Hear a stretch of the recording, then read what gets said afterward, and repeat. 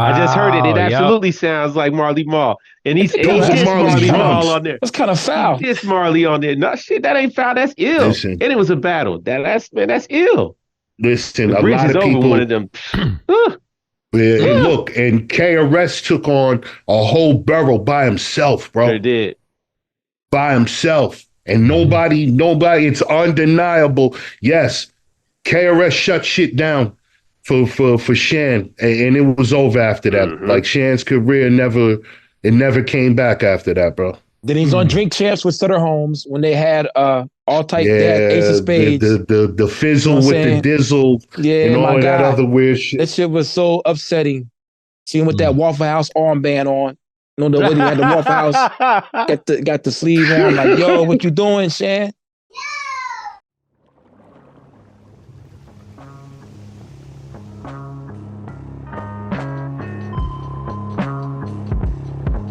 Haiti and Cuba.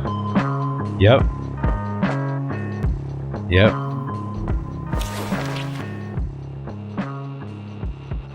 Is SU number 134? 133. 3. Why not add one, yo? 133. I added one like an hour. Female jab But added. if we Yeah, really that's look it. at them numbers, 3 and 3 is 6 plus 1 is 7. It's Seven. the It's It's a God. God number. It's the Oh, God. oh. It's the God. You heard? Look at that. Right and exact. Oh. Now everything what happens, you know what I'm saying, happens for a reason. God is caught up on numbers too, yo. Boom. So you already know. We got Coach of God on the horn. Issue 133. You know what I'm saying? Carl, how you doing, bro? Man, I'm living the dream. Doing great. For you, man. Yeah. Big Ghost hoodie. I love that shit. I got that shit in there. Same with somewhere. you. Yeah. That's I'm looking at a Female Jab shirt. What you got on there, bro? That is man. a special edition Abyss shirt. Yeah, man. You know, I'm Is that the Pounds celebrating. joint? Yeah, celebrating that Pounds covered by the one and only Dave Proch, man. He's quickly becoming one of my favorite artists. Every time he does something, it looks epic. So, you know. Shout out Oh, to yeah, Dave. no, Shout him Dave's out, dope, man. man. Shout Yeah. out Dave. Shout out That's my Pounds, guy too. right there, bro. Yeah. That's Yeah, shout my out guy. Dave Proch. Big Dave Proch. Yeah. I you do? believe Big that's on Dave. a high quality champion t-shirt too, isn't it? It is. It is on the champion shirt. Oh. Okay. Available on the website. Yeah. Yeah. Yeah. This brother just wanted to flex his muscle. It's okay though. You know what I'm saying? Female Jab. You know what I'm saying? The I Randy mean, Savage if I whole had holding to, joint. you know, it is an extra large. It does look quite tight on me, though. I could, you know, Look but at that's this nothing. shit. That's neither here nor there. That's neither here nor there. Look at this shit, Coach the Guard. My shit is, see my muscle, man. The That swole, shit, you got the swole. Okay. yeah, Okay. yeah, go like that. It's like high school shit. Okay. I see you got you see my man's got the pure merchandise Yeah, on, man, yo. my brother The rich residue. Pure with the rich residue, you know what I'm saying? You know anything about getting it out the mud? You know what I mean? This is a lifestyle brand. It's just not your standard merch. You know what I mean? Man, that So thing indeed. looks super high quality too. Oh, yeah. Nah, super high quality champions. You know what I'm saying? Yep. Yeah, Pure's out here shaking the tree. Like, you could just look at that boy and tell, like, yeah, no, everything he do is high quality. You know what I So mean? indeed, he can receive a few votes, not a few, quite a few votes in the end of the year categories. You know what I'm saying? I saw that. Yeah, So that's... indeed. Yeah, That's a beautiful thing. I'm appreciative of any achievements and votes and all of the accolades we can get in a time period on a project, because a lot went into making that album, bro. Indeed. So out of these artists I have written down that you manage, 1, 2, 3, 4, 5 guys got votes. Hey, hold on. On our Before you indie dig list. in, before you dig into Yeah. that, man, Lukey, man, correct yourself, man. You didn't even really like go in and give bad. Buddy like a dope Yeah. intro or nothing, man. My You bad. just Word, man, where's carrying the God's on. intro, You know what I Lukey? mean? Word. Come on, man. I'm just interested. Word. I seen everybody's gear. I We all see. fresh Yeah, up. we'll get to that, man. Who we all talking fresh to, up. man? We talking spread about it Coach the the God, man. correct This is- way. We one the only, man. And I think this is I mean, important shit. because I think there are a You lot of think I am people. Mike Powers? Go ahead. I think there are a lot of No, people in the there you underground go. that may not know who Coach Thank to God you. is. As much work Thank as you've you. been doing, Thank Right. you. you know. That's all I'm saying. Yeah, I They don't know that they definitely. retards. Word. That's not fair. I'm just saying, man. I you know know, it's not, like I but- said, I just feel like you right. you know, it's worth it. Just like what Carl said. to really announce the man and the accolades that he's been doing, and not only that he's been doing, but the team that he's been building and supporting and working with, moving with, is really behind a lot of things that people are into right now and listening to. So, that's all. I just wanted to make sure people really was understanding the gravity and the magnitude of this motherfucking man that's on the screen with us right now. But continue, Lukey. Start talking. Good. I'm glad you did that. Respect, Primo. Respect. Word. No doubt. We a tag team. We the Dudley boys. Know what I'm saying? Word. So I love the Dudleys. Yeah. So boom. Yeah. You lock them off. Yeah. We together. Know what I'm saying? Pause. Yeah. But coach, for people that don't know you, know what I'm saying? I would like to take it back to Genesis, but not right now, about how you got into the hip hop, into this scene. And actually how you got into management. I know you do a lot of stuff with the videos. You do a lot of stuff. You linked up with my man Mondo, and Mondo's been climbing up ever since I heard you fuck with him. Know what I'm saying? So yeah.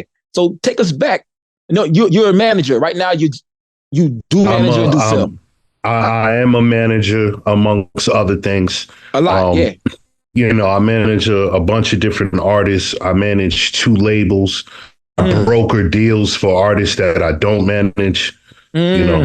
I do consultation work, not just with music, with business development, stuff like that. Nice. Indeed. So I move around a little bit, just a little something. Indeed. Yeah, but you involved in a lot of you involved in a lot of great stuff for us to actually make this lane legitimate. Yeah. No, and listen, I'm doing more than what people think is happening to make what you're saying a reality. Because a lot of artists, if you really look at what's going on, you got a lot of artists that are dope, bro. And they're putting in some dope work, putting out dope projects, but it's not being released and rolled out correctly.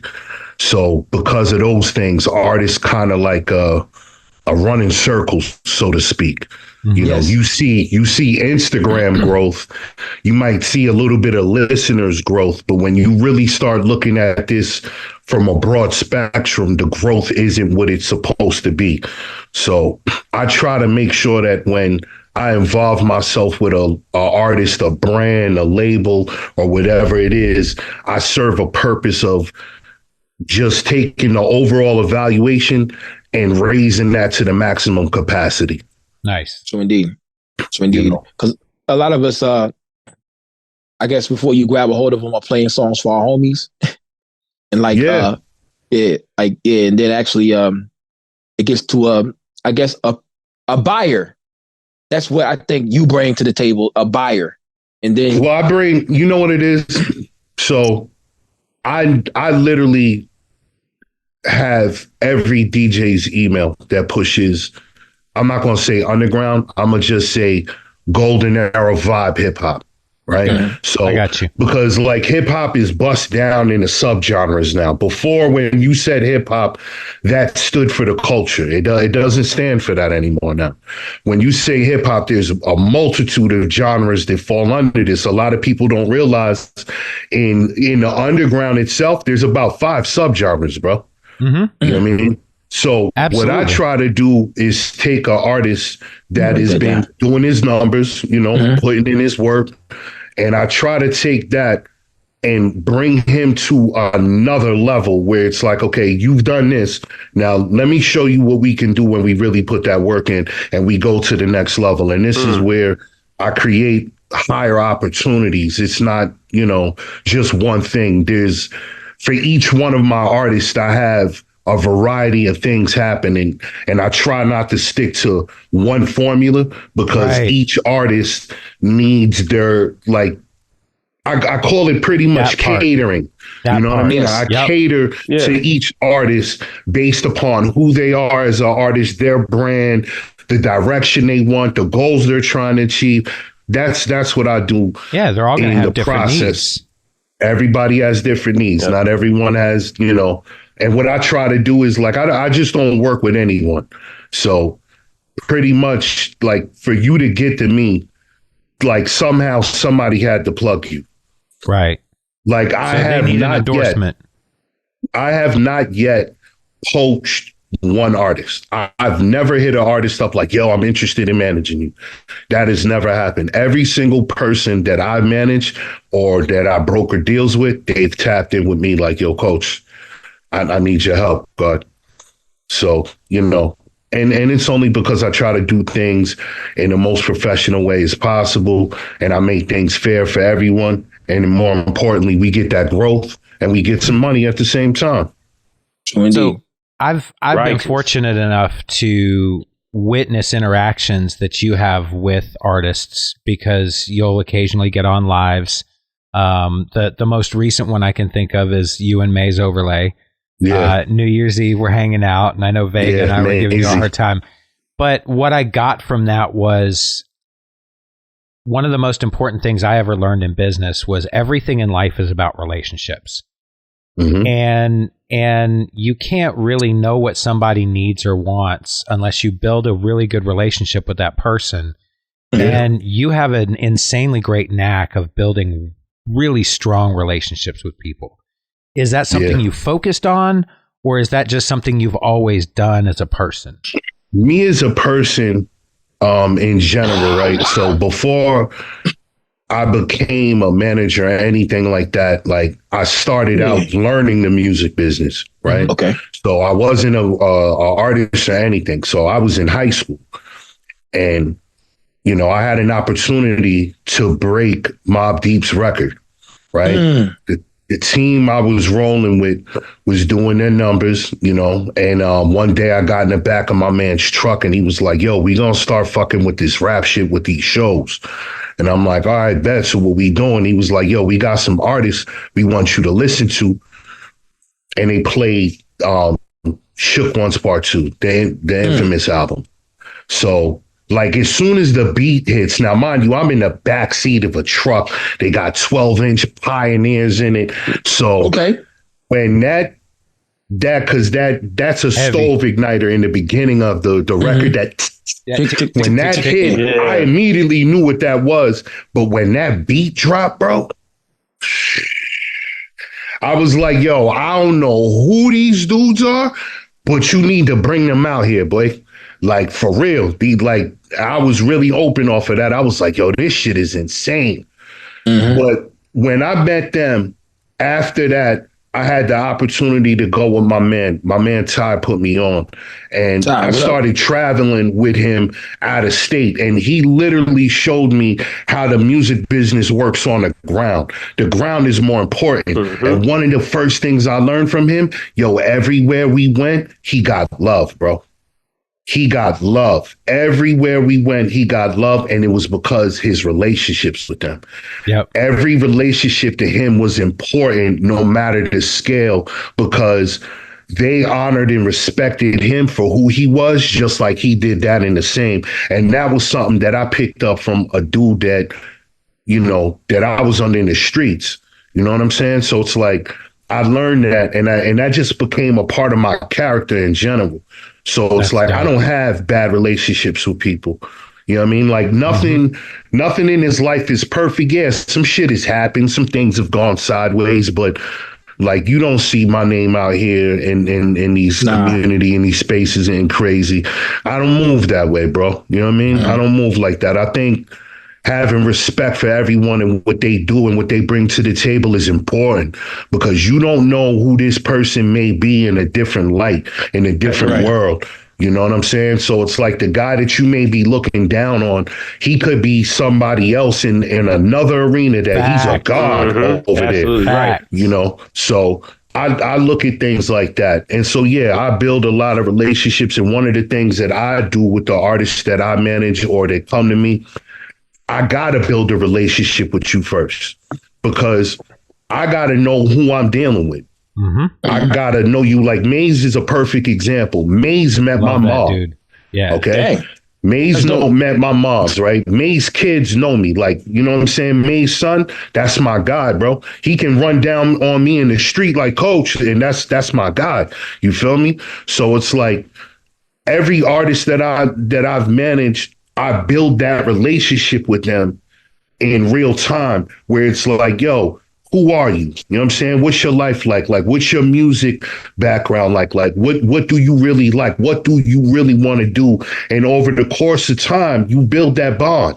Mm-hmm. You know what I mean? You build that bond. You really get to know a person. A lot of managers that I've come across, everything is just about the business with them. It's just like, yeah, no. We got this date. We got this time. We got the studio session. We got to have it turned in by then. Like, don't get me wrong. I don't fuck around. I'm, all of you know how I move when it comes to my business. I'm dead serious with mine.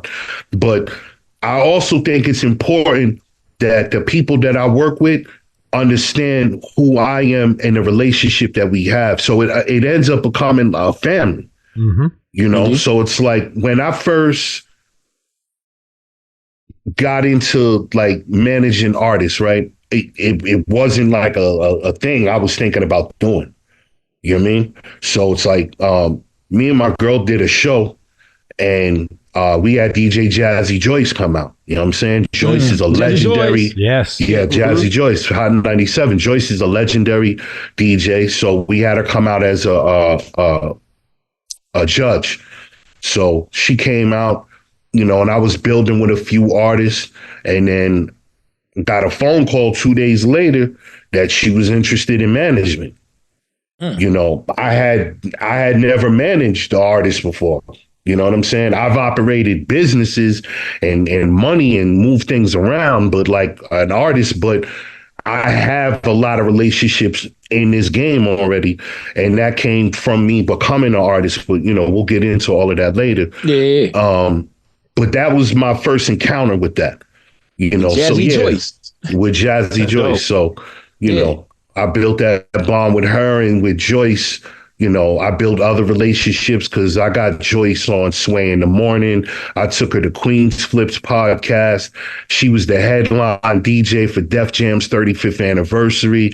And she was also, I got her booked to be Governor Cuomo's DJ. She was the head DJ for the Pride Parade. Nice. Yeah. So like I did some numbers. I did some numbers with Joyce. We did some dope shit. You know what I mean? That's great. Some dope shit. I remember on the Diggable Planets where Ladybug was Jazzy Joyce, Jazzy Joyce, smoother, out of dinner, sicker than some set of Pumas. I was like, then shout out Jazzy Joyce. Nah, Joyce is a DJ's DJ, bro. Mm-hmm. You know what I'm saying? Like I've been in buildings and I've watched Joyce rip the fucking building down. Like it's dope when you see everybody in their element. So it's like you see rappers do their thing on stage. You see the beat set guys do their thing. But a lot of people don't know what it is to see a DJ live, like a real DJ live that knows the music off the top of their head and can do all of the elements of DJing. Yeah. Because I don't look at Joyce. A lot of people...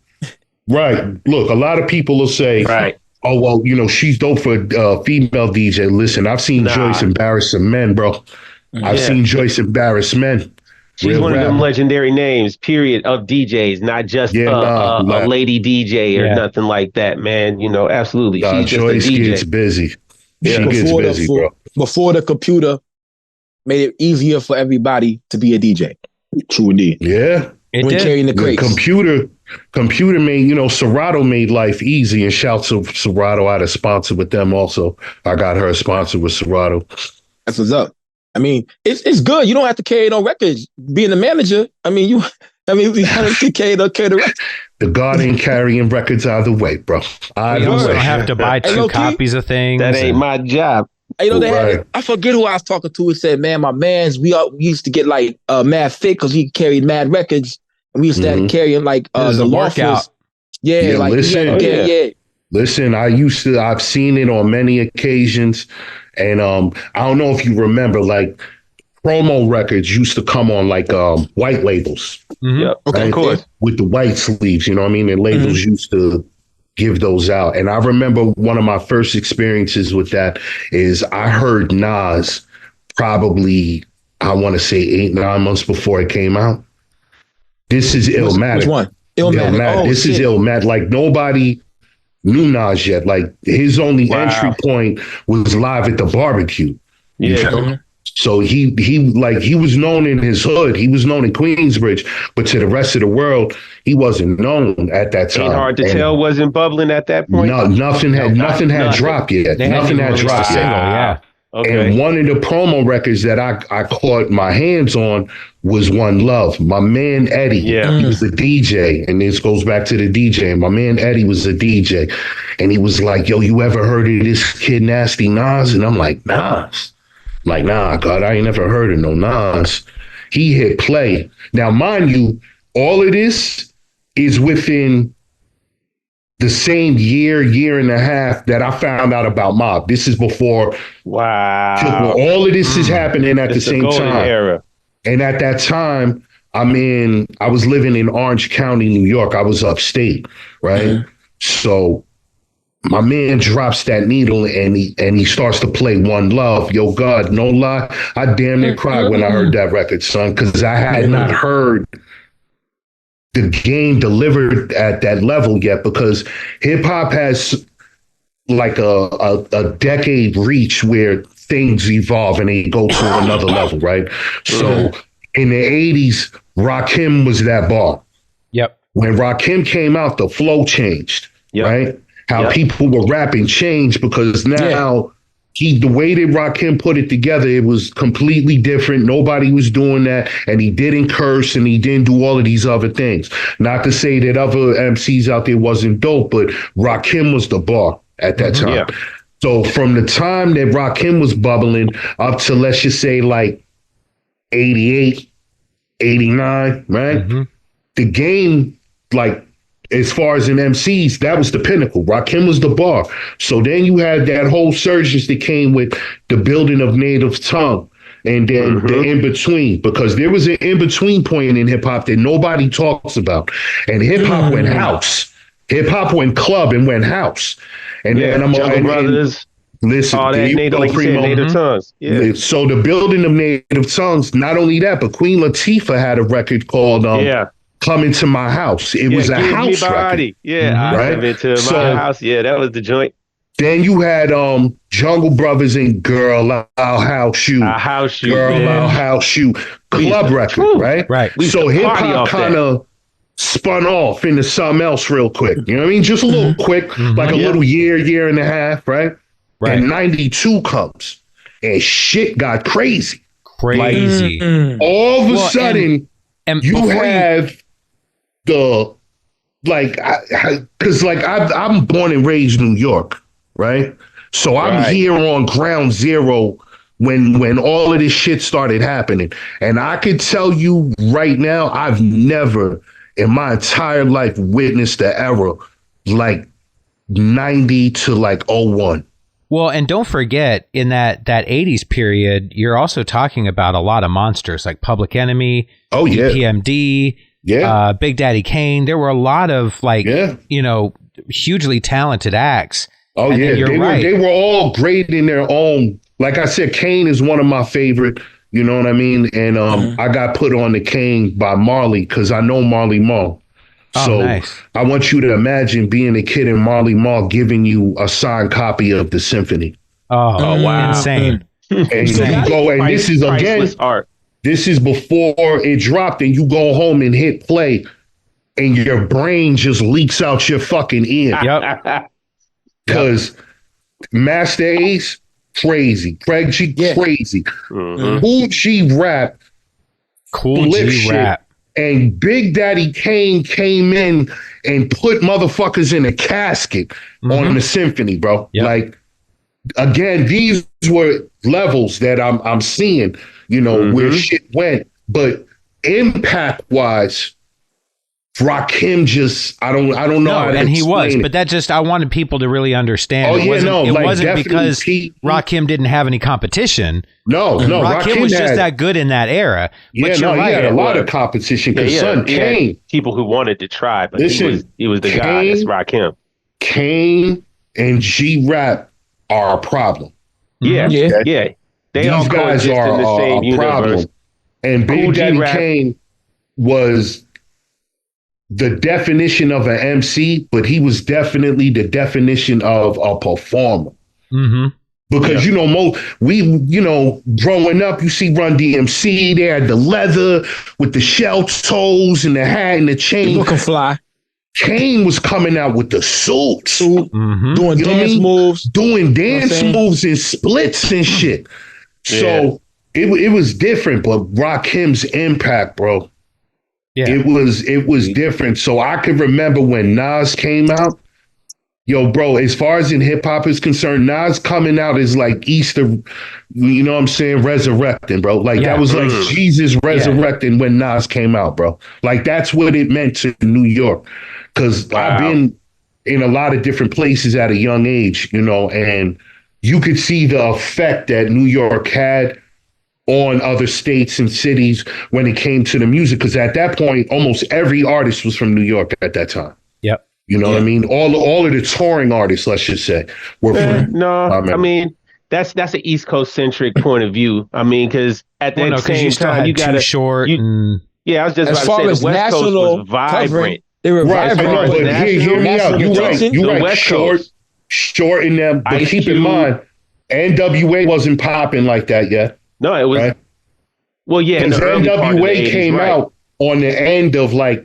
When Run DMC had like that second run when they did Walk This Way and all of that, then NWA came out. So national tour wise, Budweiser Fest type shit, like it was mostly New York rappers and shit like that. Indeed. So the NWA came and smashed that shit. Like, well, you also had Two Live Crew and that shit was starting to pop off too. Hold on, now let me not even bounce around, but let me give you some hip hop history, right?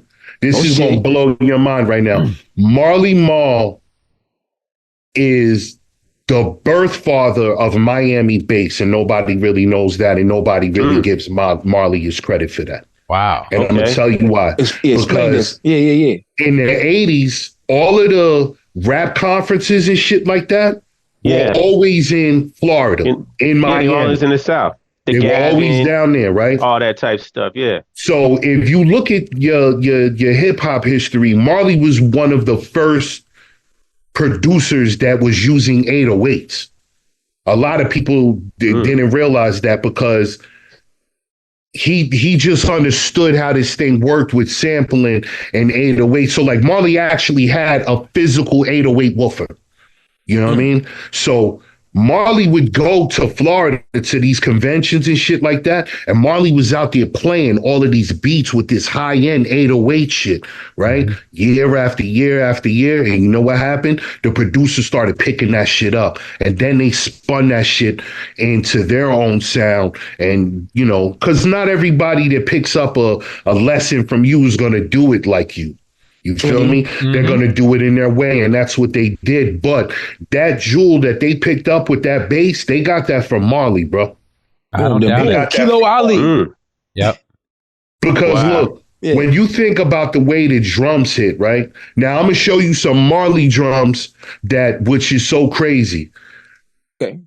They use Marley to kill Shan. I'm going to show you something. Watch this. Okay.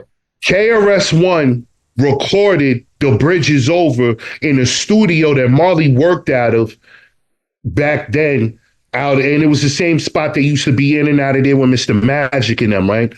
So the engineer that was in there, he had Marley's drum pack in the board. The drums that's on The Bridge Is Over, those are Marley's drums, bro. Wow. I just heard it. It absolutely sounds like Marley Marl. And he's Marley Marl on there. That's kind of foul. It's Marley on there. No shit, that ain't foul. That's ill. Listen, and it was a battle. That's ill. Listen, a lot of people. One of them. Look, and KRS took on a whole borough by himself, bro. They did. By himself. And nobody, it's undeniable. Yes, KRS shut shit down for Shan, and it was over after that. Like Shan's career never came back after that, bro. Then he's on Drink Champs with Sutter Holmes when they had all type Ace of Spades. The fizzle with the dizzle, and all that other weird shit. That shit was so upsetting.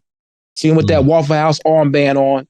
The way he had the Waffle House, got the sleeve on. I'm like, yo, what you doing, Shan? Well, but I didn't. You can't just bite drums like that. like off the YouTube. He really had to have them drums. Nah, man, like because it was different making drums back then. It was, yeah. That's you couldn't wild, get the $20 Instagram beat pack. You couldn't get the $20 pack back then. You know what I mean? This man cultivated a sound, bro. Like if like I've had the opportunity, and I've been to Marley's house multiple times. He's dropped a lot of jewels on me, and I've learned a lot of shit from him. One of the illest things that I could say that I saw with him, and he actually gave this to a friend of mine. Marley had the reel-to-reel machine that he made paid in full on, bro. Oh, wow. Let me tell you something. Yo, when I touched that machine, yo, son, like you can feel something coming off of that, bro. Mm-hmm. You can feel it. My man has that shit in his studio. It should be in the museum. My man got it in the studio, but yeah, he has the actual reel-to-reel that Paid in Full was recorded on. It's insane. Wow, it's insane. Iconic. It's like what is it? The thing that they post the whole Jesus in. You touched it, and like all of a sudden you turned on fire. Yeah. You felt that hip hop glow. You saw gold. Yeah, you saw gold. Yeah. Word. Yeah. Excalibur and shit, man. Boom. So you got a lot of hip hop history with yourself, but you said you were an artist before. You know what I'm saying? You were. Yeah. I was an artist. Look, I'm always an artist at heart still. I still write not every day, but I write on a weekly basis still. Yeah, I went on tour. I made a lot of money off of rap without dropping one album. I really learned this business from the ground up, hands on. Now take us back to Genesis, man. You was coming up as a kid, you know what I'm saying, listening to this music, b-boy and hip-hopping. Were you b-boy and hip-hopping? Did you? All right, so I was ticking. When I first found out about hip-hop, I had white gloves and I was ticking because I watched Wild Style. And everybody made fun of me. You know what I'm saying? Okay. I thought that was the hardest shit, though. I thought it was like a mime and shit. And yeah, they made fun of me. Anyway, boom. Yeah. So look at it like this, right? I was born in Queens and I was brought up in the Bronx, right? All right, the boogie down. Now, the birthplace of hip hop is Sedgwick Avenue. And I think the building was 1532, the building was. Mm-hmm. I grew up in 1600 Sedgwick Avenue. Okay. Now go back to the address. I want to write that down real quick. Sedgwick Avenue. Sedgwick Sedgwick Avenue in the Bronx. Are we talking about Herc? Herc didn't live there. Kaz lived on that block. House. That's where he did the parties at in the community center. Yeah. Yes. Yep. It was on that block. So Sedgwick Avenue in the Bronx, yo. Right. He was right there. You was right around the corner. Yo, I feel like my life was set up for me to be. If hip hop was a gang, bro, I was born in. Look at it that way. You feel me? Yeah. Because I was born in Queens and my family lived in Queens. You know what I'm saying? So we was, in Jamaica, South Ozone. So I want you to imagine as a kid, before these rappers were touching major stages as a kid, my cousin Timmy used to take me to the park, and I seen Run DMC live in the park before. I've seen Slick Rick live in the park before. Woo. You know what I mean? I've witnessed these things hands on. So growing up, my aunt was really in tune to what was going on, pop and everything. So I learned a lot from her, and then just me being around, when you grew up in New York, to me, if you were a young Black Spanish kid growing up in New York, in the Bronx, anywhere in New York City, anywhere in New York State, bro, it was almost impossible not to be part of hip hop. It was a everyday thing for me. So it's all of these artists that I talked to you about, I knew about them since I was a kid. Mm-hmm. You know what I mean? So all of them, Rakim, Run DMC, all of them guys. You know what I mean? So it's growing up, listening to all of that. So then it starts to evolve. I'm getting older and the culture started to evolve. And with that, I've always been into two things since I was a kid: film and hip hop music. Those three things, and clothes, because I've been into clothes since I was a kid. all of those things, built me up to who I was. You know what I'm saying? So it's like you grow up and you're listening to music and, you start to pick your favorite artists, your favorite rappers, your producers. Like my first thing that I really wanted to do, I wanted to become a producer because I just like, you know what I'm saying? Like, bro, I know Marley Marl. Like imagine being in junior high school, right? And you go to your man's girl's crib. You go knock on the door, and LL Cool J answers the door, right? Like the type of shit that was happening to me. That'd be you amazing. Feel me? So it's like, oh shit. So like these things were crazy, and then it's just so weird how like when I was a kid and I witnessed these things with hip hop growing up. Now you look at the stages of the birth of the Wu, right? Mm-hmm. Now. My brother lives in Staten Island, and he was going from Brooklyn to Staten Island since I was a teenager. That's where my wife's from. My brother was friends with Mook. Mook was one of the managers and check writers for Protect Your Neck Records for Wu-Tang.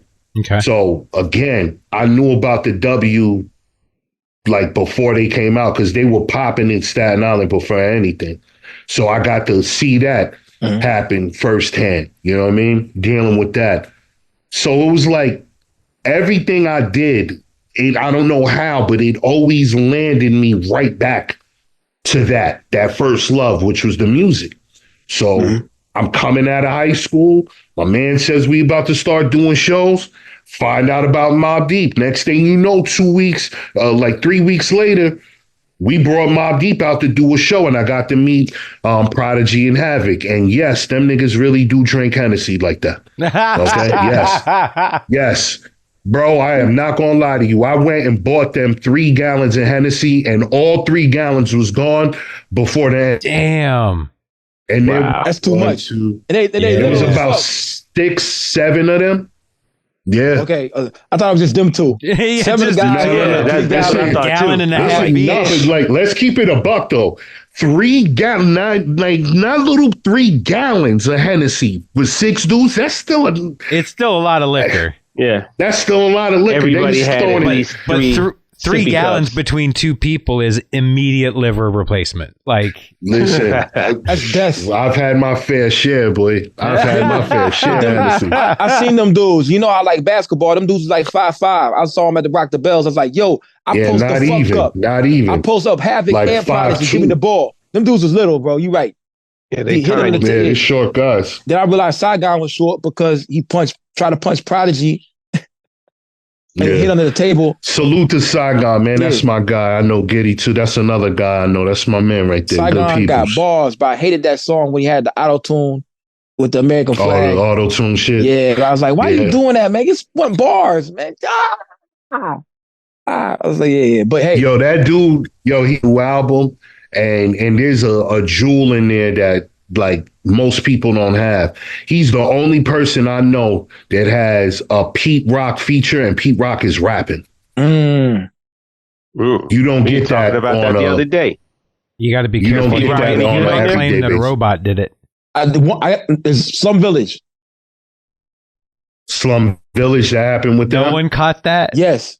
I heard you. I like the robot, yeah. Some Wait, village. They said the AI did that, Carl? Is that what you saying? No, they said the AI did the joint on the Cannabis album. Cannabis album. That's what Pete Rock said. Yeah, he was claiming that it wasn't him. He didn't. No, it was him. Yeah. Yeah, that's another dope dude, man. He was a good guy. Another dope guy. Slum Village got it. I forget what the song is. Slum Village got a Pete Rock. That was so long ago, though, bro. That was so long. That was like 99. I remember you said from 91 to 01. I thought those are great years. You are so right. Those were really, really good years. This thing started getting weird. Nah, listen, I'm not going to hold you. Again, where the transition happens, 01, this is when shit started going in Atlanta. No disrespect to your people, Luki. I'm just saying, no, God. Yo, I'm not from here. I just live here. When shit went to Atlanta, look, here's 01, it went to Atlanta. 01, I moved to Atlanta. Me too. Oh, right? Shit, you was down here? I moved to Atlanta. Oh, no. I was earlier. I was moving around. You know what I'm saying? I had gotten an office, you know what I mean? Like I had a whole wing of a building, bro. Like, I had a couple of dollars. So I actually had an opportunity to sign T.I. at that time. Shit. This before he went to he was about to really clip and go to that next point. And I was only willing to put up like 275 grand. But yeah, I had to plug. My man was his people's, and they was about to put the play together. And then I found out what he was trying to get, because I ain't gonna hold you. That boy's name was moving through them streets for real. It was a phenomenal time. Like really they wasn't saying T.I. It was tip. So yeah, I really kind of feel like Atlanta was sooner than 01 though, because really in like 95, 96, you had the Jermaine Dupri. Not that Atlanta. That's a different Atlanta. Yeah. Let me say this. Outkast. Okay, that's a different Atlanta. Hold on. Carl made a valid point, and I'm gonna tell you why. You cannot talk Atlanta hip hop or Atlanta music and not mention Dupri. Okay. That's number one. Of course. Jermaine, that's number one. JD is official. Absolutely. Right? But what I'm talking about is official. When street rappers from New York started going to do records with Atlanta dudes, and the wave kind of started to dissipate from New York and started drifting down there, because this is when Bone Crusher had the Never Scared remix, and then they were able to get Kiss on them. They got Cam on the joint. Jermaine came back with the Hate in the Blood with Kiss and all of that. So things were all still New York, but then that wave went through Atlanta, and I ain't gonna hold you. A lot of people may disagree with my statement, and I mean no disrespect, because I got love for Atlanta, but that was the detriment to the culture, God. I got to keep it a bet. No, it started a little before then, but absolutely, yeah. The Atlanta wave, or the migration of the sound or of the spotlight to the South, is definitely an inflection point, a moment when things started changing, and we were definitely infiltrated by the corporate powers that be. Correct. And the people. And it wasn't the Atlanta artists' fault. Like you said, it was corporate. Because listen, Atlanta had, they were the pawns of it, and everything else. Right. Well, look, Atlanta had their stars already, because, bro, they had 3 stacks.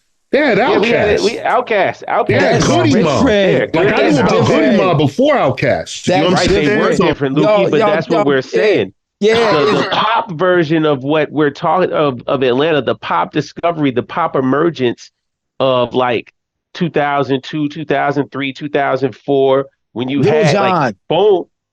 Yeah, Lil Jon's the end of that, but Tip, goddamn it, then Jeezy, I'm serious. Then Lil Jon, all this stuff like that. Well, look, here's something that a lot of people don't look at. It's just about what it led to. But think about it like this, right? When it came to Atlanta, T.I. was Trap King, and Atlanta was we the trap, and da-da-da. Yo, let's be clear about something. Was the real king of Atlanta. Troy is in Atlanta. We'll get into another side of the story. That's when it really started. Troy. We'll get into another story. Troy, that's when it really started. Look, I booked Pastor Troy for a show at 112. That's another story I'll tell y'all about. Oh, at 112? Okay. Where, on Cheshire Bridge? Yeah, the original 112. Yeah, and I got a wild story for you with that one. But peep game, though. Trap music didn't come from Atlanta, bro. The king and the godfather of trap is Project Pat. Let's be real clear about something. If you go and listen to me, listen to what I'm saying. Okay, I'm listening. You go I love Mr. Don't Play. I love Project Pat. Listen to Project Pat's beginning stages with his music, and look at when trap music started becoming popular in Atlanta, right? Look at the sound, bro. The sound. Project Pat created that sound, bro. I'm not going to hold you. Well, I think you're right in saying that Memphis definitely made a huge impression on the Atlanta sound that ended up taking off. Absolutely. Let's call it that. Bone Thugs. Yeah, that's what I'm going to say. Right? Especially with Bone Crusher and all of those types. Absolutely. And even I'll even say, but Young Bloods, when that was happening, I like them dudes. That was.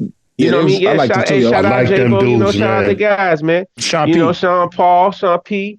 That whole thing. And then you went to Little John. That was a whole era of hip hop, right? And that's I think when you can really start talking about how the genres really started to formulate. Because shit really didn't stop up north and shit didn't stop out west. It's just everybody was turning their eyes towards, we need to start doing these commercial songs. Radio started moving the traffic to migrate to the south. To migrate south. Because at that point, Atlanta artists couldn't even really get any airplay on New York radio. Nope. So Hot 97 wasn't playing like Outkast and none of these other guys. That's why, like, when I got there in 01, such a stink in the award show. I never heard of T.I. before, because all of my experiences prior to going to Atlanta was I went to Freaknik a bunch of times, but like they were all playing bass music and shit like that. So you know what I'm saying? Like you couldn't really find out who's who. I come back all one and everybody's talking this tip shit. And I'm like, who the fuck is this guy? And then I find out who he is, and I'm like, oh, word, son's about to blow. And I heard a couple of records before they came out, and I'm like, oh, yeah, this guy's about to do his numbers. He's spitting bullets, too. Yeah, he's spitting. I can't front. And the boy could rap. He was rapping his ass off. You know what I'm saying? I was it's God dang.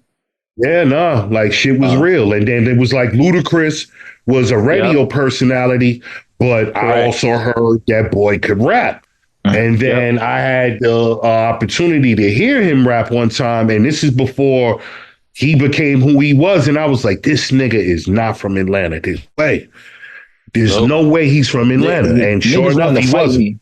Niggas wanted to fight me about Ludacris, talking about, man, fuck him. He ain't the king of Atlanta. He just dropped names of cities and shit.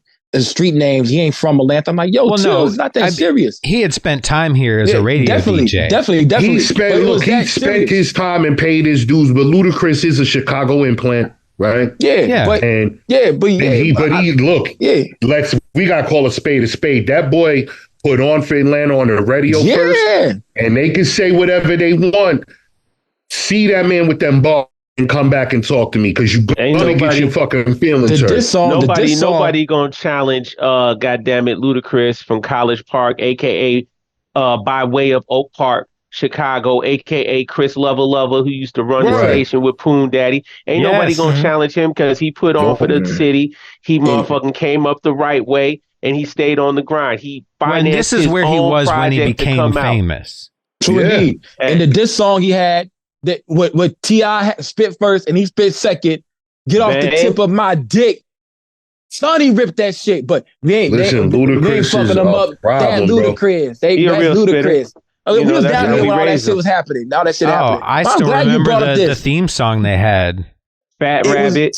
It was a good time, man. It was. Yep. I got down here in 01. Hip hop was a beautiful thing, bro. In your nose. You got down here in 01 as well. I moved down here in 01, so I was here for all that shit. I moved here in 93. 93, Olympics. For the Olympics.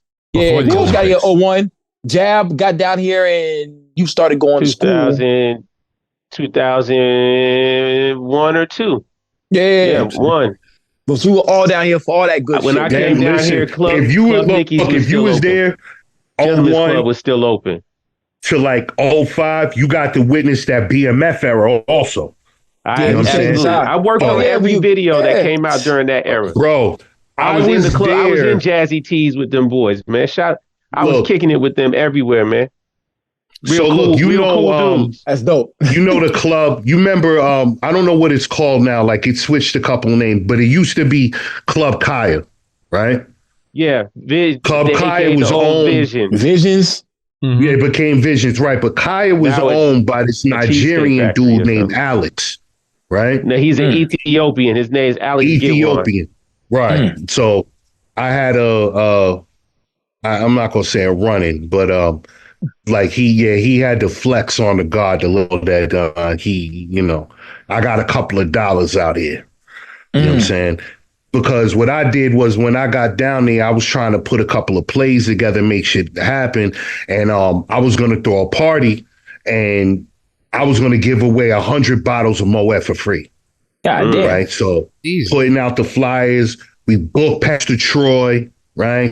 Go through the whole thing. So it's like I know who to get the people to come out and the whole night and stuff like that.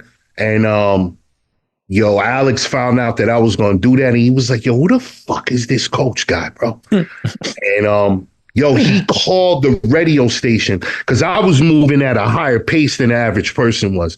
So I was buying out radio promo time to get the shows promoted. Like I wasn't just doing the flyer work. Like, nah, you going to hear my shit on the radio and my shit's happening. He found out that I did that. Yo, that bought all the airtime at the radio for a month straight.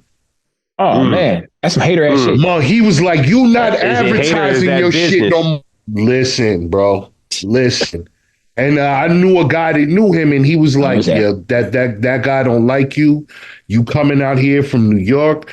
You out here talking about giving away 100 bottles of Moet to people. The fuck do you think you doing out here? How the fuck you even find Pastor Troy, bro? Because this ain't like there was no Instagram and all of that. Yeah. So like if you didn't know somebody to know somebody, right. You wasn't getting in. So I hit Atlanta with the ground running, and I got affiliated real quickly. So I met a bunch of people that was moving around, and that's how I was able to get plugged in with Pastor Troy's peoples. You know what I mean? What up? Yeah, I agree. Yeah. I go back and think about it. I'm glad you bringing this up because people don't know how big Pastor was before he dropped that. What was it? Pastor Troy was that dude, man. Before he dropped Vice Versa. Was the late Vice Versa. Yeah, yes. That's the late Pastor Troy. He was think about it. He was a superhero. He was making videos. Come on. Exactly. Look, think about it like this. Pastor Troy was running around Pastor Troy. With that wrestling belt way before rappers started trying to copy wrestlers and all of that shit. And that vice versa shit. Again, this is how I found out about people. Like, I didn't know no other rapper in Atlanta but Pastor Troy. Like, my cousin had put me on in like 93, 94. He put me on to a whole bunch of music I wasn't aware of. Project Pat was one of them guys. Pastor Troy was one of them guys. Because these were guys, my cousin was a DJ. So he would get all of the music from across the world through the DJ pool. So he would open some shit, and I'm like, who the fuck is Pastor Troy? And he played that vice versa, and that bam, bam, bam. I was like, yeah, nah, this dude is different, son. He's different. So, yeah, I learned about them dudes early off in the game, bro. Early off in the game. True indeed. Yeah, it's some crazy shit. It's making me feel good thinking about this shit. I was at a Uptown Comedy Club and going on stage for amateur night, and I saw T.I. in the corner, and everybody was rapping that shit word for word. I got more snow than Buffalo and shit. That's when I knew that T.I. was. I saw pretty girls rapping that shit in their face, like, rapping it to themselves, to each other. I was like, nah, they know. That was a great time. Low key, that was a great time. So when you leave Atlanta? I want to say I got down there, got the apartment on 01, got the condo 02, bought the house 03. I want to say I was in Atlanta from 01 to like 06-ish. Off and on, quick, because it was like I never fully left New York. It wasn't like I went to Atlanta. It was like my life is here in Atlanta, and never like I moved to Atlanta. You know what I'm saying? But I was still getting money in New York. I was still doing other shit in New York still. So it was like I was going back and forth because I had an office in New York and I had an office in Georgia at the time. So I left there and I went back to like fully, and it was like, I ain't gonna hold you, bro. It felt like ever since like 06, 07, New York has been struggling with hip hop, bro. Yep. Yeah. We just been struggling with hip hop. But now you got a Boogie with a hoodie. Yeah, Boogie's cool. Salute the High Bridge and all of that. He beat up Little B because he said he sounded like Dave's Low. So they beat up Little B. Oh, shit. I'm like, yo, you don't gotta beat up that little kid, yo. Like, I haven't even heard her in a minute. Dej Loaf. That's crazy. They kind of got the same flow. You know what I'm saying? And so Little B said it on Twitter. So they were at a festival and him and his homies ran up on him and beat him up. I was like, yo, don't you beat up Little B. That's Boogie. Yeah. Boogie is that dude is somebody special in Highbridge, bro. Like, yeah. They love that dude, yo. That dude has probably been one of the biggest in the city for a very long time, man. Him and Don Q. Shout out Don Q. What that up? Dude spit. What up, yo? Well, let's take it down. Lukey. Go ahead. My bad. Hold on, man. Whole interview. I'm talking whole interview. Go ahead, Cream, what's that? You know, I'm just saying, Lukey, man, because you got us living in the past and that's cool and all, man. But we in a new era, man. Like you coined at the beginning of this conversation, man. We're in the era of this new golden age inspired vibe or golden age vibe, returning the renaissance of hip hop. So what do you see out here now, man? How did you resurrect and reinvent, or not even reinvent? Who did you say, yo, this is the lane now. This is where I'm at now. This is what I need to be focusing on. These are the people that we need to start showcasing to the world. All right, so like this is how that happened. I've always been into the music. I like, for a lot of people, this was a resurgence. But I remember when Benny was special in 2010. Right. You know what I'm saying? So it's like I've been listening to this. This wasn't a resurgence for me, so to speak, because like I've been listening to 38 Spash and all of these other guys. Like I didn't know about Westside and Conway. I could say that. But what happened was Pro. Pro was my entry point into the underground space as a manager and a deal maker, because Pro is my little brother. That's family right there. Like I've known Pro since he was 13 years old. Yeah. So there's nobody in the underground that knows Pro Dillinger better than I do. Trust me when I tell you that. Pro will tell you that. So I've known, me and Pro used to rap together in a rap clique together. So like I know. No, Potato God used to mess with this guy that you guys know as Sep. Yes. The graphics designer. Yeah. We know that's the group him. I was talking about. We know him as Rule. That's the person that we know. I've known him more than 20. I used to walk around the town from freestyling with him. I know him. Yeah. Mm-hmm. So I know Sep also. You know Sep? Yeah. I know Rule. Shout out I know to Rule. Sep, I know Potato God too. It is a small world. Potato God, I've known him since he was younger also. I didn't have a real tight bond of relationship with Potato God, but I knew him and I was cool with some of his peoples. But Pro, you know what I mean? So Pro was working on putting out projects, and he was doing a foul tape series of EPs. Yeah. So like Pro would come by the crib, play me some shit, and I was just giving him advice and shit at that time. It wasn't, that's my little brother, you know what I mean? And then I got a call one day, and it was Pro. He was like, yo, big bro, I need you to pull up on me. I'm like, all right. So I went to the crew, and he was like, yo, I need your help. I'm about to start making moves in this, and I need somebody that I know I could trust, and that's really going to look out for my best interests and shit like that. Like, say less. You know what I'm saying? So, boom, I started rocking with Pro, got down with Umbrella, and I just hit the ground running, bro. Like, I took that real serious, and I really, really started putting in work, like immediately, to get Pro to another stage. Like, it was important. You know what I mean? So it's like, because it's one thing when you don't really know an artist and you got to build a bond. I didn't have to build a bond with this person. You know what I'm saying? Like, I've known him already for 20 plus years. Mm-hmm. So I'm like, I got you, say less. And then I got with that, got down with Umbrella, and I just embodied the whole movement. And I ran with that shit. And that was like my first in the underground space as a manager with that, because I had managed Joyce prior to that.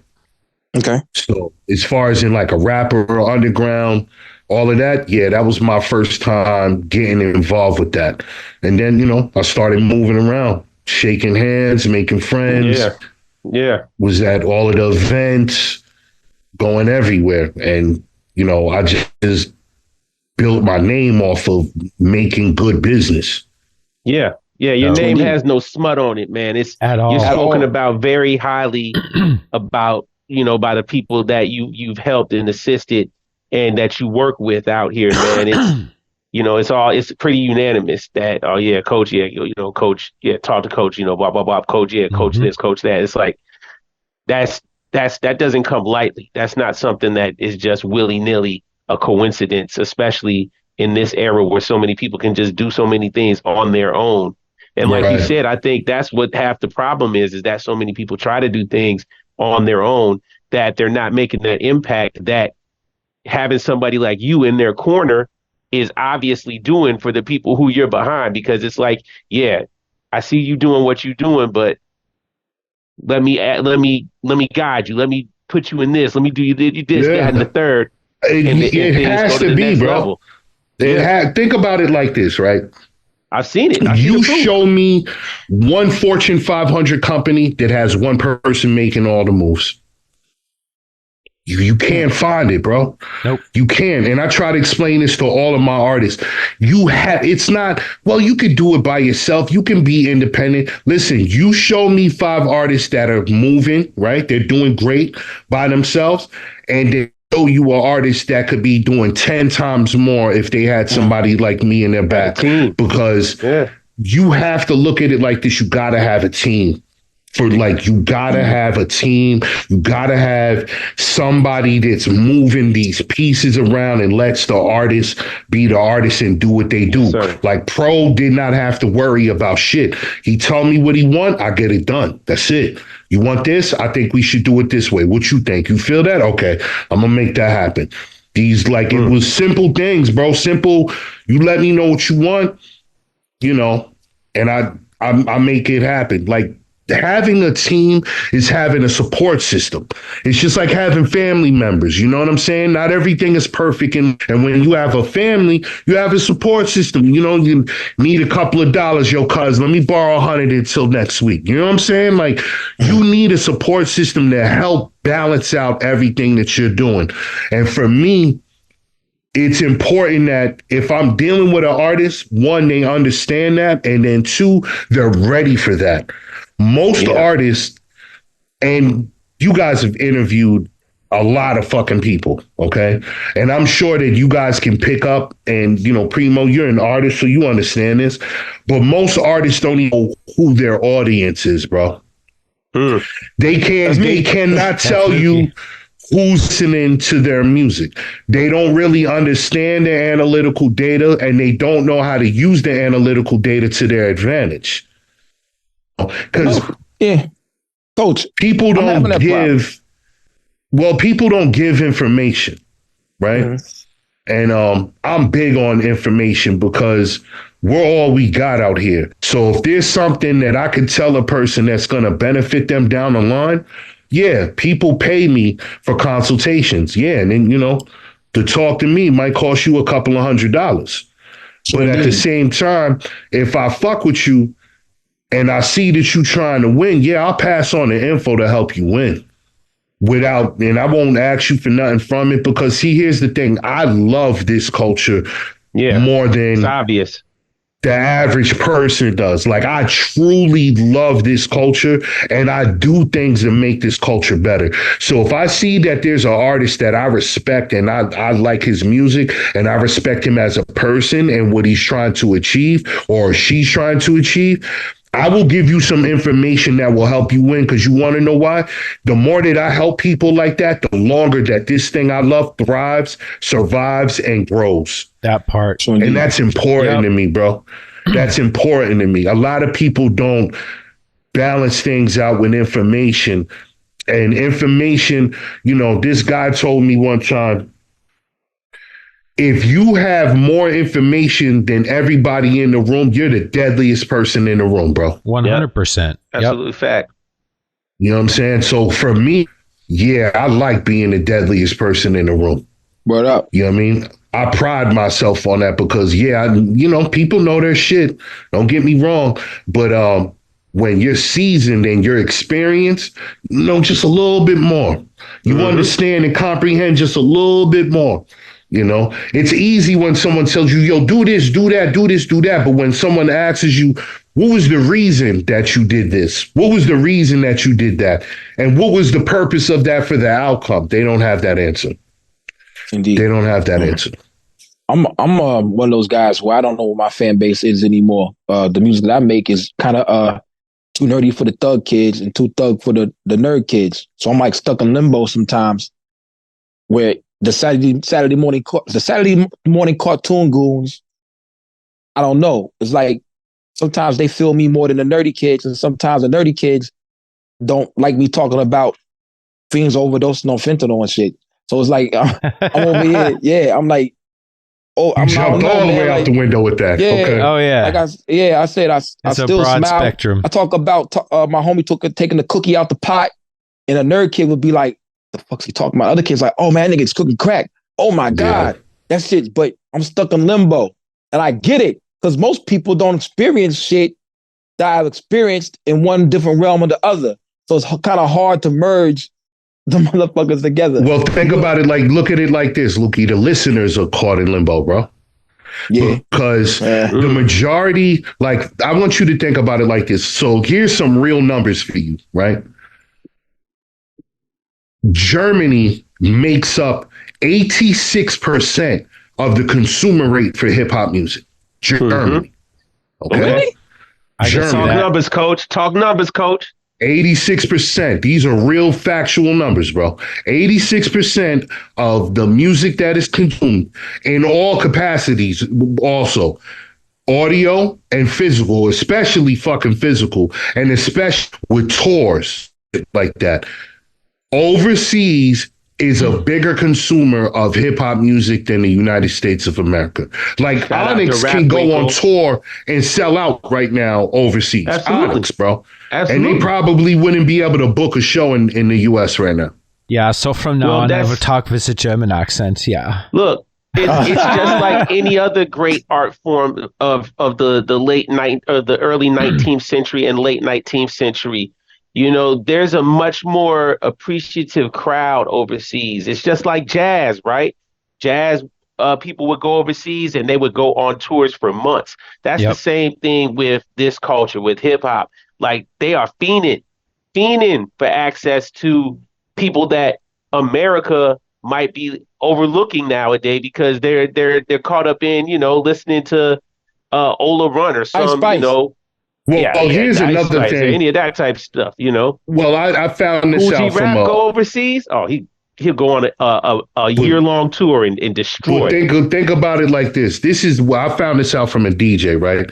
So he was like, "Look, I want you to think about it like this: like Wu, Nas. We're talking 92. Yeah. Let's just say 92 to 96. Let's just look at that window. Yeah, that era. Yep. Like they weren't playing Nas on the radio here in America. You understand? So my man told me like this. He was like, yo, coach, it was as simple as this. He was like, bro, we got everything that you got years later. Years later. They didn't have the internet like that. So that's you true. Had DJs that were bringing music and taking it overseas and playing it, but not on the scale that we were. Because again, Nas is a perfect example of that point. Bro, it took Illmatic 6 years to go platinum. 6 years. Okay? We're talking the first day it came out. Bought it the first day it came out. Like, think about it like this. The first 8 months, I think Illmatic did like 275,000 copies sold. But to the streets, we was like, you motherfuckers have lost your fucking mind. This is the fucking resurrection right here. Yeah, this guy, this kid, this is it. This is it. We knew that this was it. So I looked at it like that, and when he explained it to me, I'm like, nah, he's right, because yes, were there DJs that took Nas' shit overseas? Yes.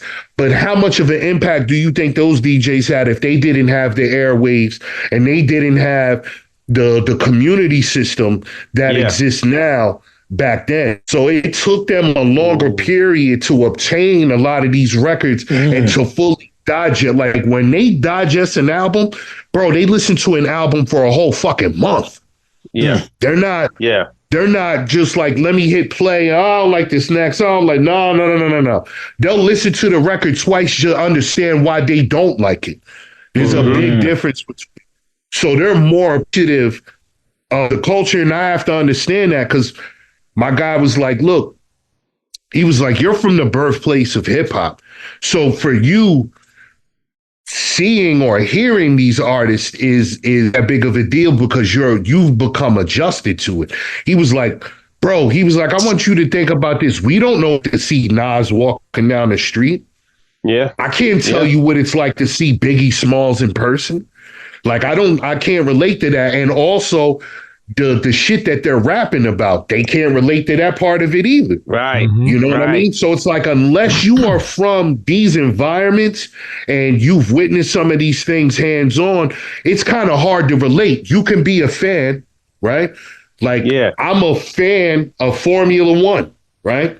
But I can't say that I really understand Formula One because I haven't gotten behind the wheel of a Formula One car. Right. You understand what I'm saying? So same thing with hip hop music to that regard. So it's like with a New York artist may spit, somebody in Memphis may not even understand the lingo. Why? Because they're not from that environment. They're not from that community, right? But they're still in the States. Or vice versa, and they still have access to that. Now, imagine somebody overseas. They don't have the access. They don't understand that. So if I was if I was a German kid that understood English and I heard Nas for the first time, I would have probably dropped out of school and been like, you know what? Fuck all of this shit that you motherfuckers are talking about. This guy got all of the jewels right here. You know? It's a difference, man. But yes, the numbers that I'm telling you are factual. Germany 86%. Bro, think about it like this. We have, the last time I checked, and I think it might be at 31 now, but 32 now, because like, again, people are starting to open more record stores, but physical, actual record stores that are consistent, that distribute hip hop music, there's only 32 of them in this country. Wow. Numbers. Talk numbers, coach. Wow. Germany has 2,900 stores. What the fuck? That's major. No wonder the vinyls go crazy. That's why I had to say, yo, shout out to Rap Winkle. Shout out Copenhagen. Fuck rap. You know what I mean? Dope. All of that's over there. That's all overseas. And no wonder they like pushing for vinyl because they got the market and people are like, yes, please give this to us. Well, this is the also, new wave, yes. 3 of the biggest press plants, one of them is in Czech, one of them is in Russia, right? And there's another one. There was a big one that was in Russia, and it was another big one in Germany, and it burnt down. Yeah, and that's when like a lot of people like, all the vinyl slowing up, they're running out of materials and blah blah blah and all this other shit. Lacquer. Wasn't that like early 21? All until 2021. Yeah, but then that was it started happening at the end of 2019, going into 2020. And the pandemic, shipping delay crisis. That was before the pandemic. Before the pandemic. No, that's why I threw it was the perfect storm, you know what I mean? Because so many people were trying to say, like you said, number one, the fire happened and that was slowing things up. But then that would cause your records to get delayed. Then it was the pandemic, and it was like, shipping errors causing your records to delayed. The things fire that you ordered in 2019, you didn't even get until 2021. But then Adele dropped, and they blamed Adele. Adele was 21 and 22. Selena Gomez and Adele have sold the most vinyl in the last 6 years. True indeed. Isn't that wild? Numbers. Yeah. So Adele sold 379,642 pieces of vinyl. That's wild, yo. And that was 21 into 22. Selena Gomez was right under her with, I think it was 219,582. She was right under her at that number. And I'm sure since then, they've increased. But, bro, like when they started saying this shit about the vinyl plant burning down, my first thought was, why the fuck is there nobody in America pressing vinyl? Like, I gotta figure this fuck out. Okay. So here's the reality of what's going on. Bro, I can go to Memphis right now and outpress any other country out here. Right now. I can go to Memphis and stop. The money influx wasn't there. So like I'm talking to press plants directly in Memphis, and they're like, Coach, look, check this out. We're not interested unless you can sell 10,000 or better. God damn. 10,000 is the warm-up number, Coach. I was like, the warm-up number is 10K? They're like 10K. They're like, it's not worth it for us to do 150, 200 pieces here, 300. They're like, what are we doing? Specialty pieces. They're like, bro, the stuff. They don't care. Yo, I spoke to a press plant at this time that had just did they just did another Garth Brooks repress, right? Bro, they did 300,000 copies of that shit. Mm-hmm. Wow. I'm like, what the fuck? Wow. Like nothing. Like nothing. Like, yo, like butter. Like butter. And look, there isn't a long haul either. You're not waiting 4 to 5 months. It's like, if I pay the freight, I'll put it to you like this. I could get 10,000 records pressed in 3 weeks if I pay the freight. Right now. Right now. I got the number in my phone. I pick it up. I pay the freight. Coach, when you need this in 3 weeks. Okay, you'll have it in 12 days. Wow. Yeah. But it has to be that amount of units or bro, when you're buying them both, yes, because here in the States, look, I have a list of every press plant on earth. Okay, every single press plant on earth, I have a list of every single power, one. Man, come on, okay? Man. So I know every single press plant in this country, and every single press plant in this country has definitely had a conversation with me. That's a certified fact. So, yes, there are companies here in America that press. Bro, there's 5 press plants in Georgia. Get the fuck out of here. That's wild. I know there's one. Yeah, there's one up 400. I didn't know there's none. It's near where Carl lives. Mm-hmm. There's 5 press plants in Georgia. Battleship Dahlonega. But with them, that's wild. Here's what happens with everything is price point. It's like this. Okay, you own a major corporation, right? What do? You source out the lowest workers that you can get, right? So it's like, okay, I need staffing. I'm going to do staff sourcing. I'm going to staff the cheapest labor that I can get. It's the same thing when it comes to vinyl. So the price point that you pay here is a third over than what you would pay overseas. But the difference in that, and this is where tricknology plays with people's brains, where they start to confuse things to make it make sense when it doesn't. And I'm going to give you a perfect example. So you rather spend let's say 800, 500 to 1,000 less, depending on the variance, and we can get into all of that, and I'll break all of that down to you. You can spend $500 to $1,000 less getting your shit pressed over there, but you're also going to wait to get your shit 4 to 5 months. Right. Yeah. It's the trade-off. Mm-hmm. The trade-off. Now, here's the other thing. Do you want it good? Do you want it cheap? Look, I can get it fast and quality. So my thing is this. None one of us on this earth is getting younger, right? No way. So what you have to ask yourself is, the importance behind time is money. Yes. Okay. So I can honestly tell you right now, I have enough material from my artists that I could drop a vinyl every week all the way until 2025. Mm-hmm. Not every month. Okay. Every week. Every week. That's a lot of material. Right? So what you have to say to yourself at that point is the benefit of either being fully independent, right?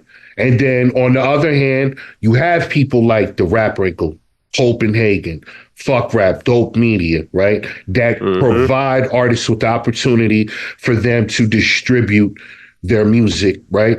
But the problem with artists typically that you see that happens with that is they become solely reliant on them.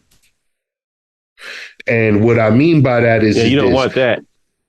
These people are not record labels. They're distributors. There's a difference. Mm-hmm. A record label is going to invest in you as an artist, right? So they're going to have a development budget. They're going to have a promotion and marketing budget, right? They're going to have a production budget for you. They're going to have a visual budget for you. They're going to have a tour budget for you. They're going to set up interviews for you. They're going to set up tours for you. They're going to connect you with the hottest producer at the time. They're going to pay for your production. These guys don't do that.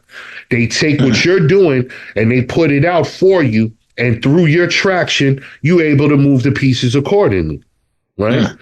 So everything comes down to a number game. It's all numbers. When you think about it, I don't care what it is. You ask me anything and I'll show you how there's a number connected to it. Mm-hmm.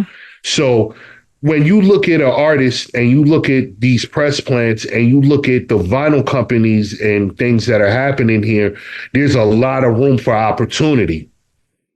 There's a lot of room for opportunity, and technology is changing in this space now because they just came out with a compact disc that can be played on a vinyl. On a record. I saw that. Gas Light Records or Husk Kingpin. I hit them dudes up. I think that's amazing. I don't know how the quality is, but I've seen that. That is a game changer. The vinyl CD. It is a game changer because the cost of having compact disc produced and manufactured is a hell of a lot cheaper than vinyl. Can you play the CD also in a regular CD player? Yes. Oh yeah, that's serious. That's major. Mm-hmm. I hit them up. They didn't hit me back. It's a hybrid. Kingpin. Yeah, the Husk Kingpin. It's a hybrid. Husk Kingpin dropped the record. Is sweet. That is sweet. Hold on, I got a question for that. Do you know any of the science behind that? Because correct me if I'm wrong. I mean, a typical vinyl record player, a record player in general, you have the needle that digs into the grooves, and that's how it plays it back. A CD itself is literally just a bunch of ones and zeros arranged in a certain way, and if they get scratched up, so that's when you get the skips and stuff. So how does this work? Well, Carl. The original record was scratched out. It's all pressed now. So you're basing it off a mold. So you can make the CD so that on one side, it has all of the grooves. And on the other side of it is the flat surface that would read in a CD player. Because in a car or a CD player, the laser reads from the bottom. The laser, so exactly. You flip it, and then it comes with a like almost like a template, like a 45 comes with. Yeah, the little spacer. Can sit on a vinyl player and not swivel incorrectly. Look, there's a lot of things that are different in that. Lathe cut is becoming really popular also because of that shit that Makami did. People are dissing it on Reddit. Lathe cut gets you a great quality sound, fam. Are you? I don't know why people are dissing it. Yeah. Are you on Reddit, Coach? I'm not on there as myself, but yes, I've gone on Reddit and I read articles and I'm informed. I mean, I'm gonna be honest with you, bro. A lot of that shit in Reddit that they're talking about, I'm one of the guys that's making it happen. Shit. Yo, don't judge me. You see me on there? You see me on there? Don't be judging me, all right? I'll be on there. I'll be a little wild. Yeah, I'll be saying some wild shit. Then but yeah, definitely the lathe cut. I'm thinking some of the younger kids who are misinformed, they sound like shit. I'm like, for real? You got a shitty record player. You got a shitty look. Maybe not a shitty record player. You might have a shitty needle. Yeah, maybe that's. Thank you, Coach. Thanks for the correction. Yeah, and look, and also here into their standard, right? The majority of music that you're hearing that is being pressed on vinyl is not being mixed or mastered for vinyl. Yes. Thank you. Shout out to Future Wave because he does two masters. You're also dealing with digital media as opposed to analog media. In 24 hertz coming off the board, like there's certain things, like I deal with an engineer company, so it's like we mix records a certain way for certain things. So it's like Think about it like this: when Maze's shit comes out, and or Ja King shit comes out, right? Yep. There's a version of that that's mixed for analog, and there's a version of it that's mixed for digital to be distributed through DSPs. That's dope. But now, and look, and this is some other information for other artists that are out there now because of this new thing that Apple is doing with spatial audio and Dolby Atmos. If you mix I love that. and master your records in Dolby Atmos and have a spatial audio applied to it, you could get over $1 a stream per stream now if you're an artist. Say word. Oh man. Yes. Is that right? Okay. Yeah. All right. You can get over $1. Is it because it broadcasts at a higher bit or something? Oh yeah. I'm sorry. Yeah, go ahead. Yeah, because what happened is this. Apple is trying to develop a higher technology to combine audio and visual into one. And the first steps into that they did was Dolby Atmos, right? Yeah. Then they created the spatial audio. So when you look at the goggles they just dropped, Apple Vision Pro, Apple right? Vision, yeah. Right. That is the first product that they've combined both of those things in one. I get it. So when you watch a video in them goggles, you're fucking watching a fucking video, like you're in 3D wrapped around you like this. When you do a FaceTime call, it's a full body. Yeah. It's a full body. It creates an immediate avatar. Like nothing is done on by touching anything with that. Like you can open up 5 windows and be on the internet all in the air. Mm-hmm. Just type in Instagram, Google, you're over here on your emails and all of that. And you're doing all of this shit by hand, bro, in the air. They combine that visual aspect with the spatial audio and the Dolby Atmos because they're trying to create Dolby Atmos. A new environment for music. So what's going to happen here is it's going to go from the goggles to sunglasses to you having a projector in your house where all of these things are going to be one. So it's going to be like your sound bar, right? And then you're going to, make a phone call and a projector is going to shoot the person up in front of you. Like, oh, what's up, bro? Like all of these things are about to be a combination right now. And technology, in order for technology to work, what is the first thing that you have to have? You have to have a premise for it. You have to have a purpose and an end goal. To support that, what do you need? Well, Apple has a whole database of what? People that buy videos from them, buy audio from them. So they're like, hey, check this out, friend. If you upload your shit with our sound, we gonna hook you up and give you over $1 per stream. Whereas how do you do that? There you have to have an engineer that can have your shit mixed in Dolby Atmos and spatial audio. If you holler at the God outside, I got you, brother. See, word, man. This is why the man gets paid the big money, Lukey. I'm just so perplexed. This is some game changing shit. Listen, there's so much happening. I saw on your face. Your mind was blown. Crazy. Officially, yeah. I saw it. I'm mind boggled. Speaking of the Apple Vision Pro, Pharaoh. Yeah. Look, the Apple Vision Pro goggles, you could drive a car with them shits. They 4 stacks though, G. I'm just looking right now. I Googled it. It's $3,000 to $5,000 is the Google Apple Vision Pro. I saw a nigga playing basketball. And they damn near and I want you to think about something. And they damn near sold out the first day they dropped. Mm-hmm. Yeah, man, I could have put a down payment on a new car for that shit, man. You could have very well done that, but also if you're somebody into technology and business, you could look at that as an investment to take you into a different space. Yep. Give you an my man advantage. L's gonna steal some. Hey, yo, boom. I saw a dude playing basketball against himself with the Apple Vision Pros. I'm like, he was probably playing a virtual game, bro. Yeah, I'm like, yo, how you? All right, word. But this is some good information. Getting $1 per stream, and you get over $1. Over $1. You get 1,000 streams. Listen, bro. I wish this would have happened. Next topic.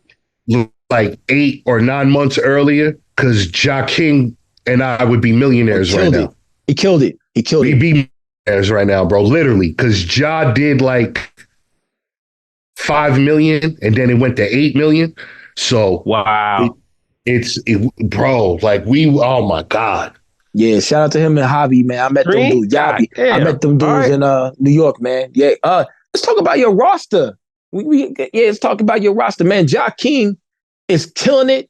Know what I'm saying? Word. Like Maze is killing it. He got that album with Do Gold, and he having a good run again this year. You know what I'm saying? Dillinger's gonna have an insane year. True indeed. Yeah. Let's talk about your roster, your lineup.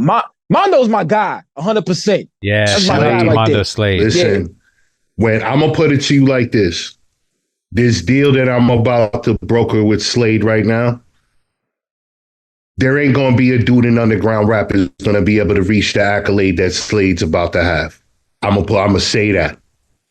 Mondo Slade is about to do some shit that people are gonna be like, get the fuck out of here. Are you for real, coach? No. How? Watch. Yeah. My man Slade is on. Listen, man. That's a good brother. That's a good brother right there, man. Yes, and him, Rem, you know what I'm saying? Prime. Those are my guys right there, man. Prime Minister. All of these guys, man, like I said, Ja King, Javi. Javi is Ja King's artist. Now let's start with Ja, right? Ja King is special, bro. I need this to be understood and people to really look at me and understand what I'm saying when I say this. If you know me, you respect what I say. Believe me when I tell you this. You are looking at the future of this culture when we say Ja King the Divine. Oh, and it is very clear. After we interviewed him. I didn't know he was that young. Yeah, what? No, 100%. I mean, just the universe does not lie, bro. Right? And Ja and Javi did a video for Ja King's Black Sun Zoo video, right? Saw the video. I had actually met him and Javi at Supply and Demand probably 2 months prior to that. And me and John just started talking. I was like, yo, your shit is dope, bro. You know what I'm saying? He's like, yo, appreciate it. And we just literally started building. And he was telling me about some of the things he was having trouble with. And he was like, yo, I've been thinking about getting management. And I'm like, well, if you need help, I could help you, bro. And then 2 days later, Ja King was signed. Nice. And that's what's up. Ja's 24 years old, bro. Yep. Youngster. Yeah. 24 years old. But has a deep love of hip hop. Sharp blade. Yo, sharp blade. I've been a part of this culture for a long time, right? But I've never had people ask me questions the way that he has. Like, he is so intrigued by how the behind the scenes work and how this record came to life and what was it like when Nas came out? What was it like when Biggie dropped? What was it like when Kool G rapped? Like, him and Javi have literally asked me questions like that. This kid is really in tune and he proved something to me. I told him last year, I'm like, look, I got a spot for the joint, but I gotta have the album done sooner than we anticipated. Ja King wrote and recorded Parables of the Sower in 3 weeks, bro. Damn. Yeah, that's what he told us, I think. 3 weeks. Yeah. And we're talking about, like, this kid does not write like a normal person. His pen is it's a higher tier. You know what I mean? Like, I have to tell Ja down. Okay, so that people aren't on Google after he spits a verse and they're like, yo, wait, what did he say? Bring that back. What word is that? I like that shit. Like, this is he does that, man. The level. This kid reads a lot. You know what I'm saying? Look, I wasn't as mature as he is at 24. Yeah, no, I wasn't mature like that. I was really smart, but I feel like the universe has brought me every artist that I have. And they brought them to me for a reason. Like, when I met Ja, it was like I knew at the moment. It was like the universe was talking to me. I was like, he's the one. He's the one. I'm like, okay, I got it. I know with this. I know exactly what to do with this. And as you can see, since I got with Ja, it's like I lit a fucking gasoline match, bro. So we've been on a really good run. We've been doing some dope shit. This next project, I actually have Ja King and Javi working on an album with Wino Willie right now. That's what's up, Wino Willie. Yeah, shout out Wino Willie. Yeah, Willie again. Look, and I had to shout Willie out because I had the pleasure of tapping in with Willie again. I got hit up one day, and Willie was looking for management. And me and Willie had a long 2-hour conversation. And I started talking to Willie about Ja King then. That was 9 months ago. And it just came to fruition because Ja met me at Supply and Demand. And he's real particular when it comes to working with anyone. This is why you don't see Ja King working with multiple producers. He doesn't just work with any random artist. He's real particular who he works with. I told him, listen, this is the guy that's going to give you what you want the way that you want it. Trust me when I tell you. So when we went to Supply and Ja King got to see Willie's beat set. And yeah, that needless to say, that sealed the fucking deal because Willie tore the fucking roof off the building at Supply and Demand, bro. I got to watch that beat set. You put it up. Oh my God. Yeah, it was dope. Wino been doing that for years. He been doing that for years. Willie got so busy. When it wasn't cool, he was doing that. Look, you know what I'm saying? Willie ends up working with Maze also.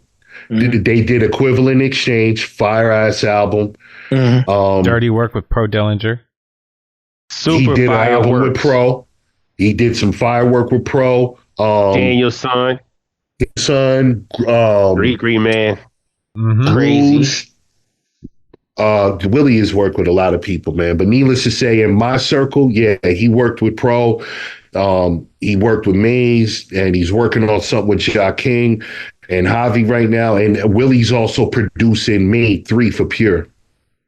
That's what's up, yo. He's doing some things. Yeah, I was a fan of Wino Willie from the Da Fuck You Mean days because he did all the intro music for that shit, and I love that. So you got Willie is a dope producer. Willie's a dope human. True indeed. Willie's a dope human. Guy. Like I don't say that a lot about a lot of people because most people are pieces of shit, but Willie is. You know, I'm just keeping it a buck, bro. I deal with a lot of people, so I can honestly say that speaking facts. But Willie is a dope human being, bro. So it's like I really fuck with Willie in that regard. But yeah, so like that's how I linked with Ja King, and then obviously Javi is Ja King's artist, and I Divine with Ja King. So that's how I was able to lock in with Javi. Then you got my guy Stacks 410. Mm-hmm. Stacks I met through Jamil. Well, let me spin that around in order. So I met Jamil Honesty because at the time I was managing another artist I was managing at the time, and he did an album, Jamil. And I had the pleasure of meeting Jamil, and me and Jamil just connected. You know what I'm saying? So it's like I started talking to Jamil every day type shit. And then Jamil was a conduit for a lot of shit that happened.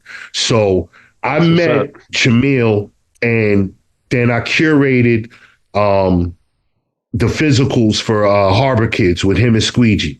Nice. So, shit, yeah, it was Squeegee. Shout out my guy Squeegee. Right. So like the cover artwork and all of that shit, that Love was that album, bro. Yeah, Love all of that was my project. idea, and I curated that. Yeah, them boys is crazy. Jamil's pen, Squeegee, they're dope.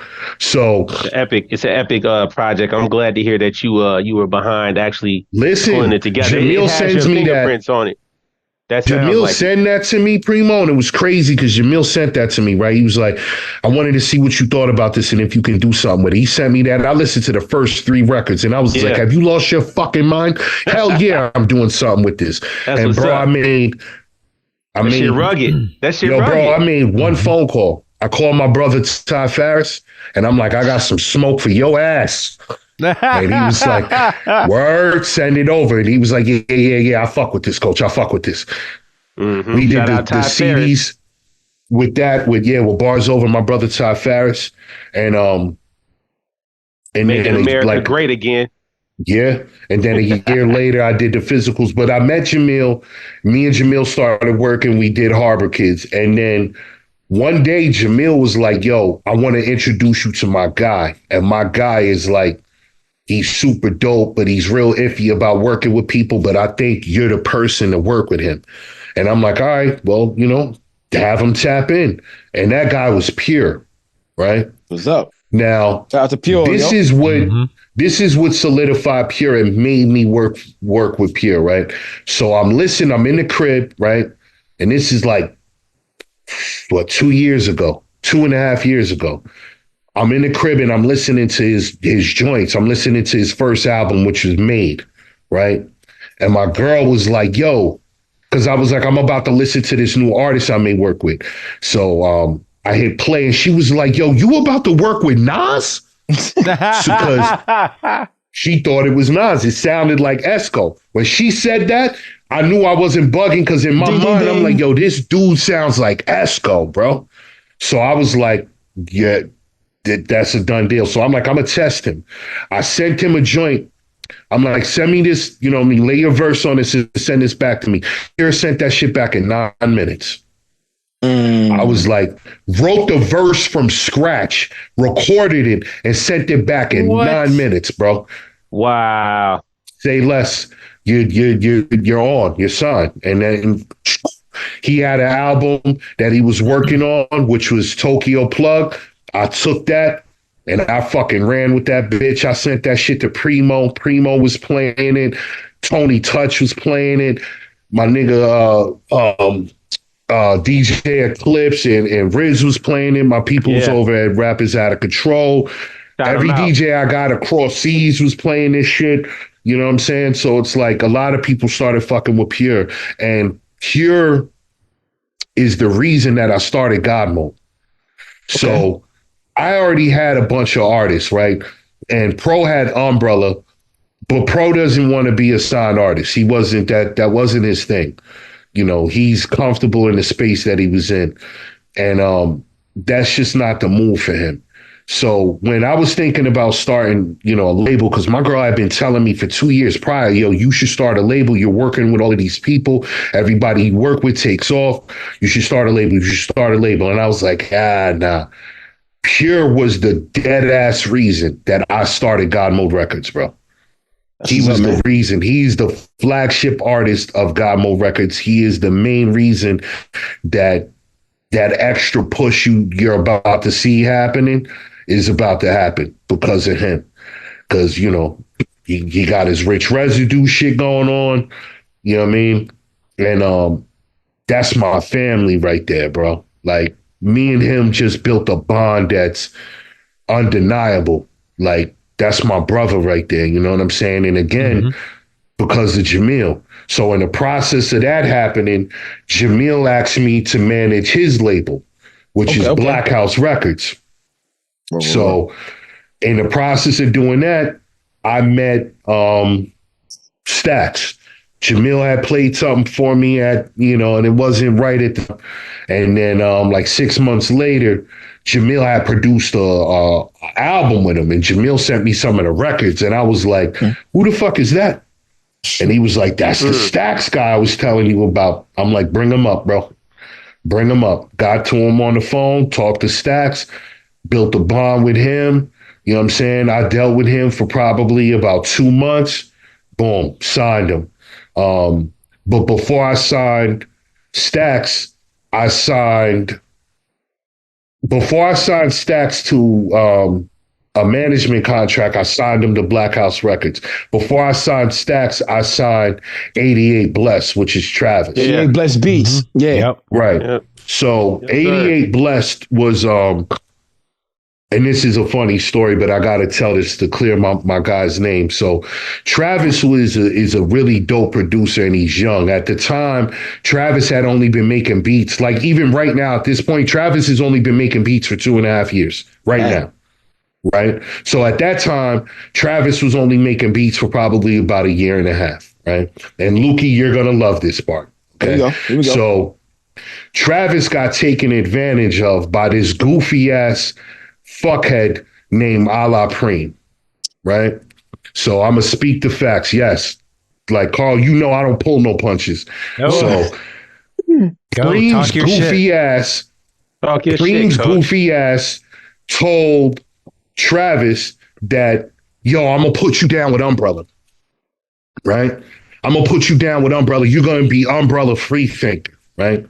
So, and at the time, I just like had hit Travis up a couple times, like, yo, that beat you made was fired, nothing like that, right? So then all of a sudden, Travis started buying all this Umbrella merch, and he's posting shit, and he posted something with the flag tagged in it. I shared it. My little brother Frosty calls me. Frosty's pro. Frosty calls me.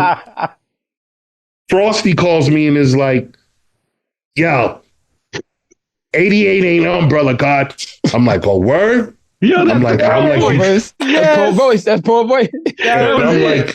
I'm like, you sure? I'm like, yo, and I didn't want to question because, like, in order for you to become Umbrella, you got to be voted, and Pro has to green light it. If Pro does not green light that shit, you are not fucking Umbrella, and I'm telling you, it's facts. So he's like, yo, he's not Umbrella, and I'm like, all right. I'm like, well, your man told him he was Umbrella. He's like, who? I'm like, Preem. He's like, fucking Preem lying to him, right? So I hit Travis. Yo, I just got a phone call from my brother. My brother tells me you're not Umbrella. Who told you you was Umbrella? Because see, now I got to get involved because I don't want this kid to catch the backlash that he's about to catch for running with the and you not with the family. That's so righteous. Yeah. He's like, yo, Preem told me that. He's like, yo, coach, that's my word. He sent me the motherfucking screenshots. I was like, oh, he had receipts. So needless to say, Pro tried to talk to this goofy fuckhead about that. And when that happened, I told Trav, I said, look, you're not Umbrella. Just, whatever Umbrella shit you put up, take it down. You know what I'm saying? And if I was you, I wouldn't be fucking with the brain emoji clan either. All right. You need to leave them. You need to leave them goofy ass niggas alone. So he, went to the side or whatever. I spoke to Pro, had a conversation with Pro, had a conversation with Mickey. I'm like, look, that kid didn't mean no harm. He didn't do nothing. Like, he was told that, and so he ran with it, right? I'm like, but, I felt bad because I'm like, yo, this kid is dope. So 2 weeks later, I start talking to Jamil. I said, yo, what do you think about signing Travis to Black House? Jamil was like, I don't know, coach, because I'm not ready to deal with all of that with the artists. He's like, I can barely handle my shit. I got you yelling at me all the time. I don't know. Right. So, I talked to Jamil for 2.5 weeks straight, bro. Like every other day, I'm like, yo, I really think we should do this. And then finally, Jamil was like, I don't know. And I was like, look, I'll sign him and I'll handle everything. You ain't got to worry about nothing. I'll take care of everything with him. I want to give this kid a shot because he deserved it. He earned it. And he, you know what I'm saying? He deserves this opportunity. So boom, I gave Travis a shot in the Black House. 3 months later, I signed Travis to a management contract. So got him into play. And that's how I met 88, and that's how I met Stats. Now, Maze is a completely, really dope story. Maze was hand-delivered to me by my brother Mickey, right? Okay. So yep. I knew who Maze was. And, I heard some shit he did. I was like, okay, that's dope, whatever. So, and I knew Mickey had fuck with him. And, Mickey was like, yo, I got somebody for you, but he's not ready yet. When he's ready, I'm going to let you know. And I'm like, who? He's like, my man Maze. I'm like, word? He's like, yeah. I'm like, all right, bet. 7 months went by, 7 to 9 months went by, right before supply and demand, not this year, the year before. Mickey's like, yo, Maze is ready.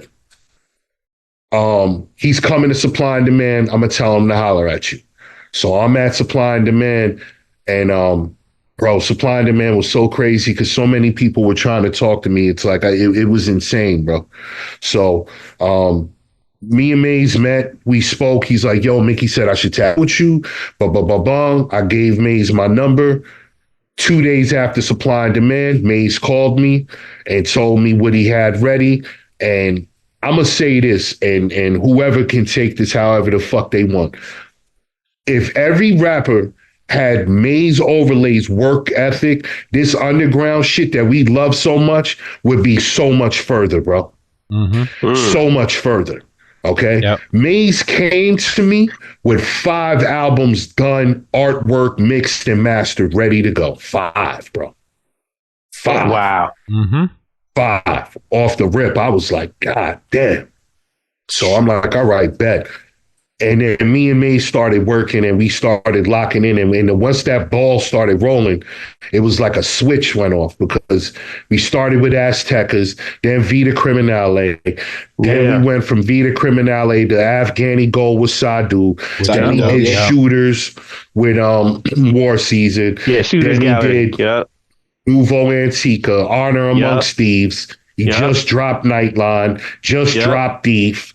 Yep. And then like there's about to be, physicals for both of those. Like, and when I tell you, I literally have an album for Maze every month for the rest of the year. Dang, man. Every month, bro. Every month. Dope. And is almost every album has vinyl attached to it. Shout out to my basketball teammate, Maze Overlay. He get the rebounds. I'm finna shoot. Know what I mean? There you go. Shout out to my basketball teammate. That's crazy, so Maze is a dope person, bro. He's just I fuck with Maze in real life. You know what I'm saying? So it's like I said, I know Maze's son. You know what I'm saying? Like Maze is he's a good human being, bro. Yeah. There's not many human beings moving around. Maze is one of them good human beings. All my artists are good human beings. You know what I'm saying? And they try their best to be the best person they could possibly be. So we got Jacking, Javi, Maze, Pure, Stacks, Slade. The way I met Slade was how did I meet? Oh, Prime. So Prime, Slade shot a video with Pro in front of Supply and Demand. You know what I'm saying? Yeah. That's my shit too. What's it called? Fucking. It got the I forgot the name of that record. It's the name of a person. Damn. Yeah. Okay. But it's a crazy video. Tone Loc. There you go. Yeah. So love that song. I'm in the video also. So that's how I met Slade and I met Prime. But I didn't even get a chance to talk to Slade or Prime. I just knew who they was or whatever. So then one day I got hit up in my DM and it was Prime. And he was like, yo, coach, we're ready to go to the next level. Slade is really out here doing his numbers and we want to make shit happen. And I'm like, all right, bet. So let's get on the phone. Got on the phone and the thing I liked the most about Slade, it wasn't just him. Every other artist that I dealt with, they showed up with just them. Slade showed up with a whole team. Okay. So Slade had Rem and he had Prime in the pocket already. So Prime and Rem are his primary producers. And then Prime also raps and Prime also does graphics and all of the video work that you see that comes out. That's Prime that's either shooting and editing it or editing it. Prime is super fucking talented, bro. Super talented guy. Salute to my guy Prime, man. He's a good brother. So Prime is like, look, we want to really lock in with you. Had a conversation with Slade, had a conversation with Rem, had a conversation with Prime. They spoke to their lawyer, went back and forth. He was shooting a video with Bub Styles. Yeah. And I went down to the video shoot and I locked in with him. You know what I mean? Because bro, yeah, Bub what Bub was doing is dope with Chinatown and shit like that. So it's like I've gotten a lot of shout out Bub and G. Yeah, G Media and Bub, good people. G's my guy. Just got done shooting a video with GMAs. But yeah, because I think I got like 10 people on Chinatown Sound. God damn. That's dope. That's great. Yeah. About 10 people. Shit, we shot like 4 episodes in one night, one time. That's dope. God damn. Yeah, so I forgot. that's I how I forgot met the Grizzlies. them. That's Mondo's in the Chinatown. He said, "Oh shit, I forgot the Grizzlies." He did all the NBA teams on the joint. Oh shit, in the Bub Styles video. I know a fiend that looked like Spider-Man got him. I'm like, yo, I'm seeing fiends that look. I seen our teams that look like Spider-Man got them. Really, that be fiends. Anyway, yeah. So that's how I met them, and then in the process, like I don't manage Jamil, but Jamil's label is Black House, and I manage Black House Records. So if that makes sense, yeah, you know what I'm saying. So anything that you've seen come out with Jamil, especially on a physical capacity, yeah, I was behind that. Behind that. You know, I have that, and then who? His name was Ty, right? T-Y-E. Yes, Ty. So Ty from Hip Hop Gems TV, I manage him and his platform. I met Ty. I've known Ty for almost 2 years. I met Ty a while back. He actually did an interview for us after a performance at Supply and Demand one year. And like me and him would just always talk. You know what I'm saying? Off and on, just exchange thoughts, shit like that, talk about the music business. You know what I mean? If he had a question, you know what I'm saying? I give him some information.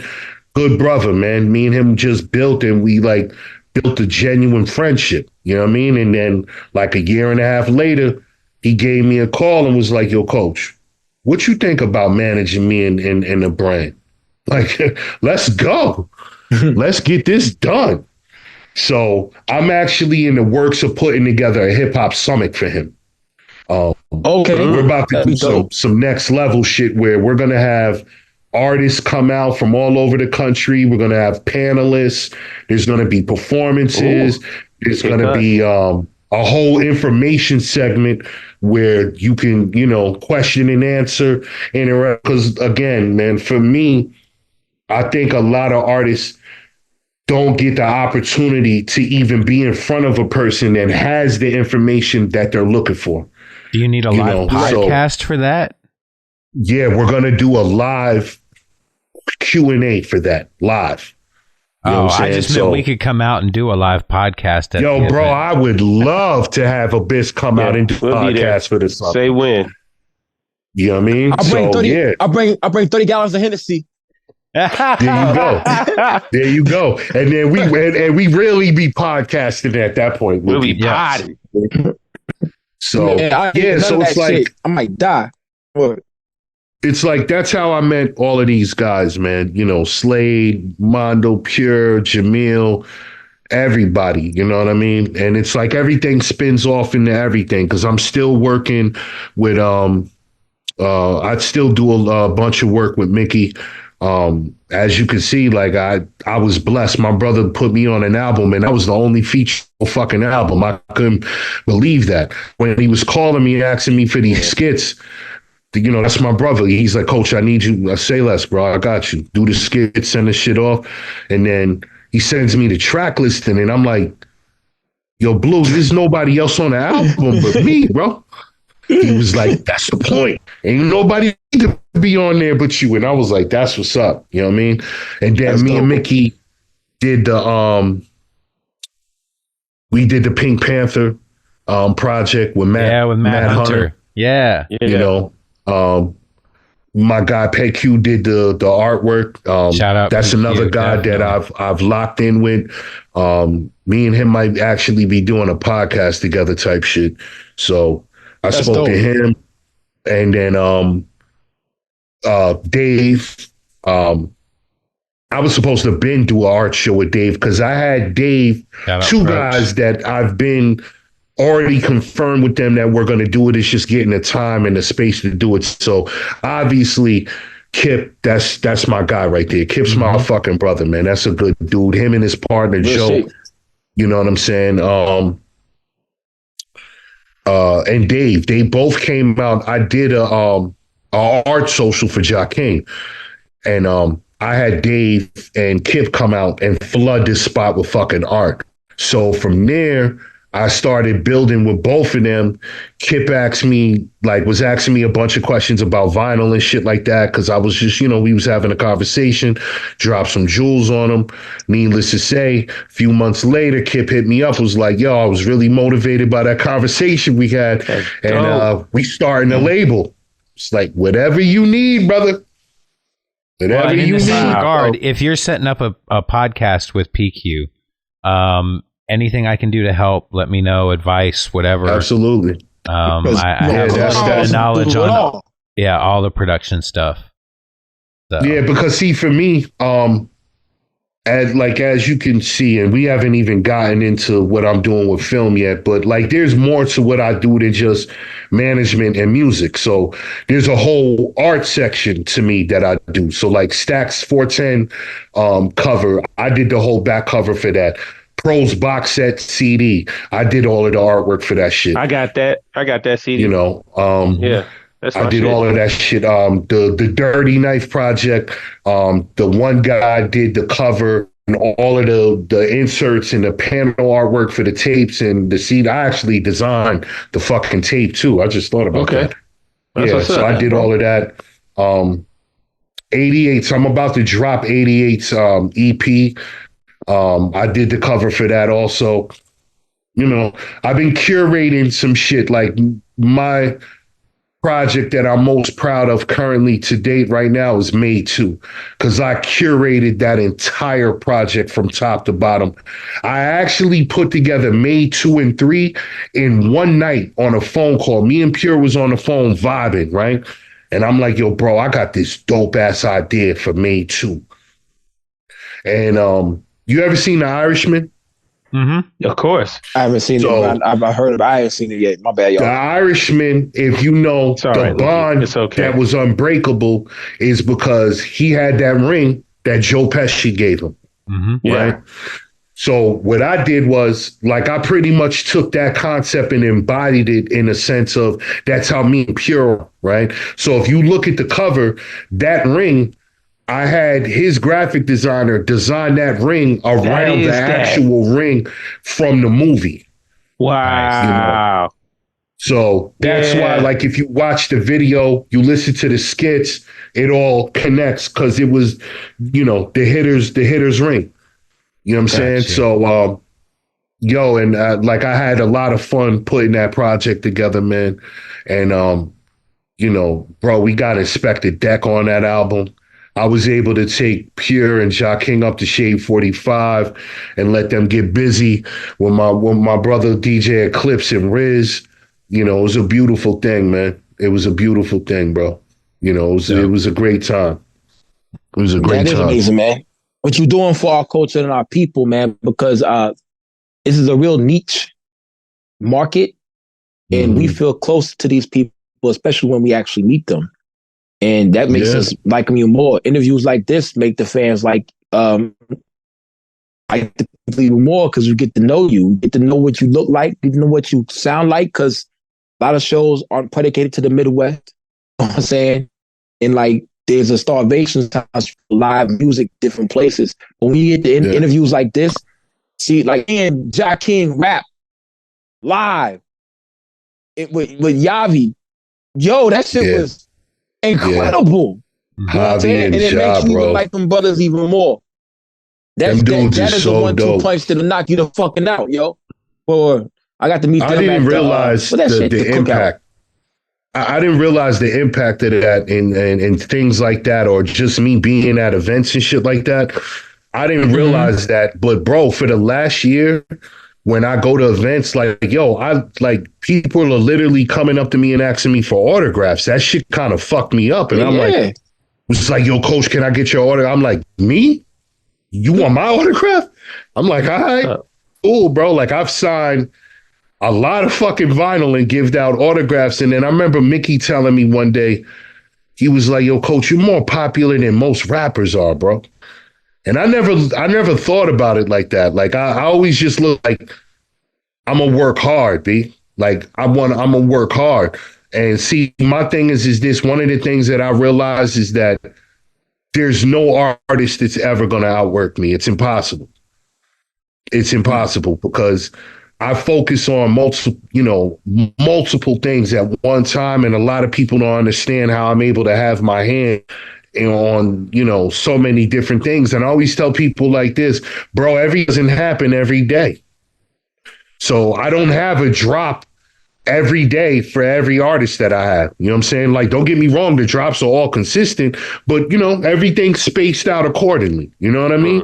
I don't have a film that I'm shooting every day. I don't have a video I'm shooting every day. I don't have pictures I'm taking every day. You know what I'm saying? I'm not, the only thing that I could say that I do daily every day, oh, bro, I'm on the phone in my email or an Instagram brokering a deal every day, like legit. Every fucking day. There's somebody out there that could say, oh, yeah, I just got off the phone with Coach. Oh, yeah, I just got an email from him. Because that's important to me, because in order for my artists to thrive, I have to do that part. I got to make sure that people know who they are. They're aware of them. They know that they got a new album coming out. Here's a couple of visualizers you off until then, So, yeah, there's been a couple of things that we've spoken about, and it's kind of crazy that you got the Ghost hoodie, because I spoke to Big Ghost also about doing an album with Jaquin.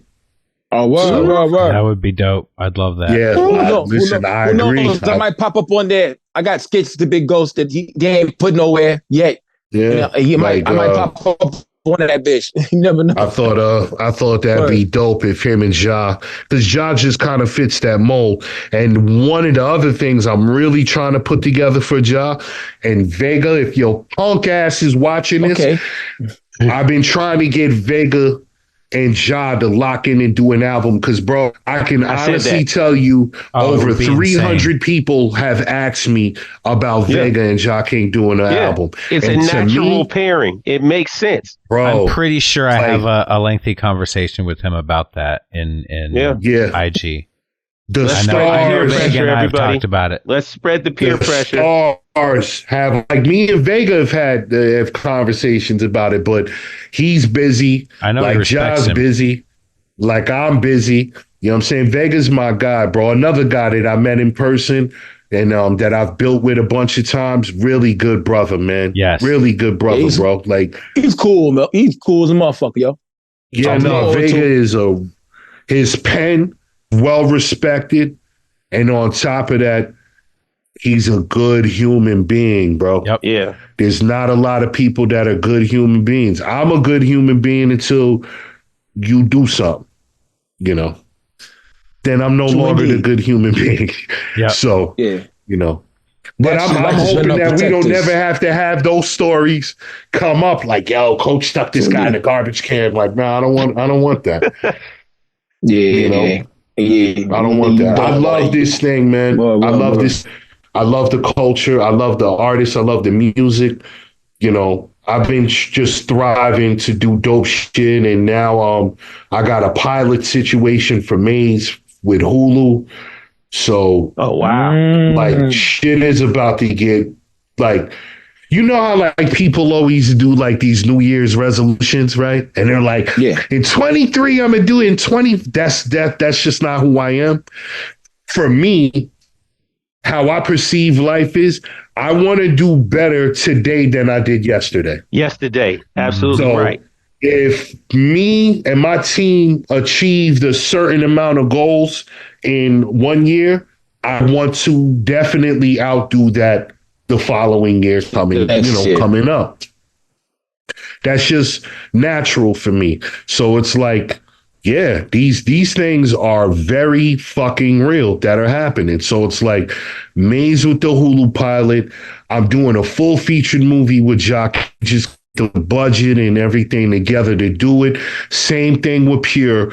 Pure is I actually got Pure working on an album with Husk Kingpin right now. Nice. Wow. So okay, that's a good sound together. That'll be good. And Husk is to do an album. Have you guys ever heard of a producer by the name of Praise? Not off the top of my head. No, not off the top of my head either, bro. Who we get busy with? You ever heard of Speaker Bullies? Speaker Bullies. I haven't heard of Speaker Bullies. I feel like I've seen the name man. before. I bet you I probably follow him on the ground. Let me see. I'm a say this to you three so you can understand who this guy is, and nobody really knows who he is. If Prince and Dr. Dre went head up, I got my money on Praise all day. Really? Okay. Like I would not even think about it.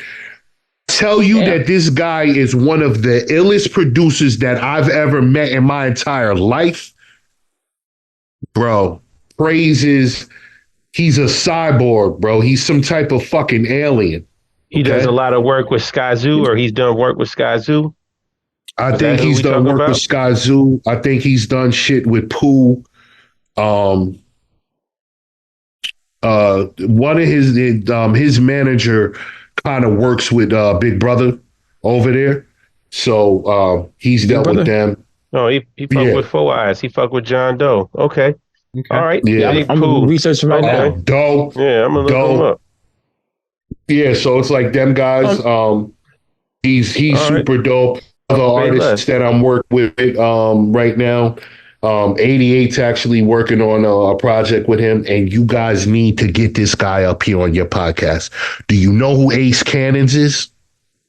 Who's Ace Cannons? Brother, Ace Cannon. Listen to me. Let me write this down real quick. Every so often, the music business or the culture, so to speak, throws a ringer out of left field where it's like, who the fuck is this guy? Like, where the fuck did this guy come from? But the person is super talented at a higher level. That's Ace Cannons. Oh, wait. Okay. He's on that Jamil Honesty and Machacha joint. Okay. Yes, he is. Yeah. Okay. To see Ace Cannon's skill set, Pure has a record on his album Tokyo Plug. The name of the record is Bloodstained Pages. Listen to that record, and after you listen to that record, be up, Primo, and let me know when you're going to need that date for that interview, fam. Because I promise you, after you listen to that one verse, you're going to be, I guarantee you're going to hit me and be like, yo, coach, yeah, we definitely need to get boy up here. Cannons, bro. Remember I said that. So, I got that happening. All right. And I'm about to do a God Mode Cypher, and I'm going to have a bunch of artists come out. Obviously, I got a bunch of artists already myself. And then I'm also working on putting together a cypher with Top Shelf Premium for Baltimore.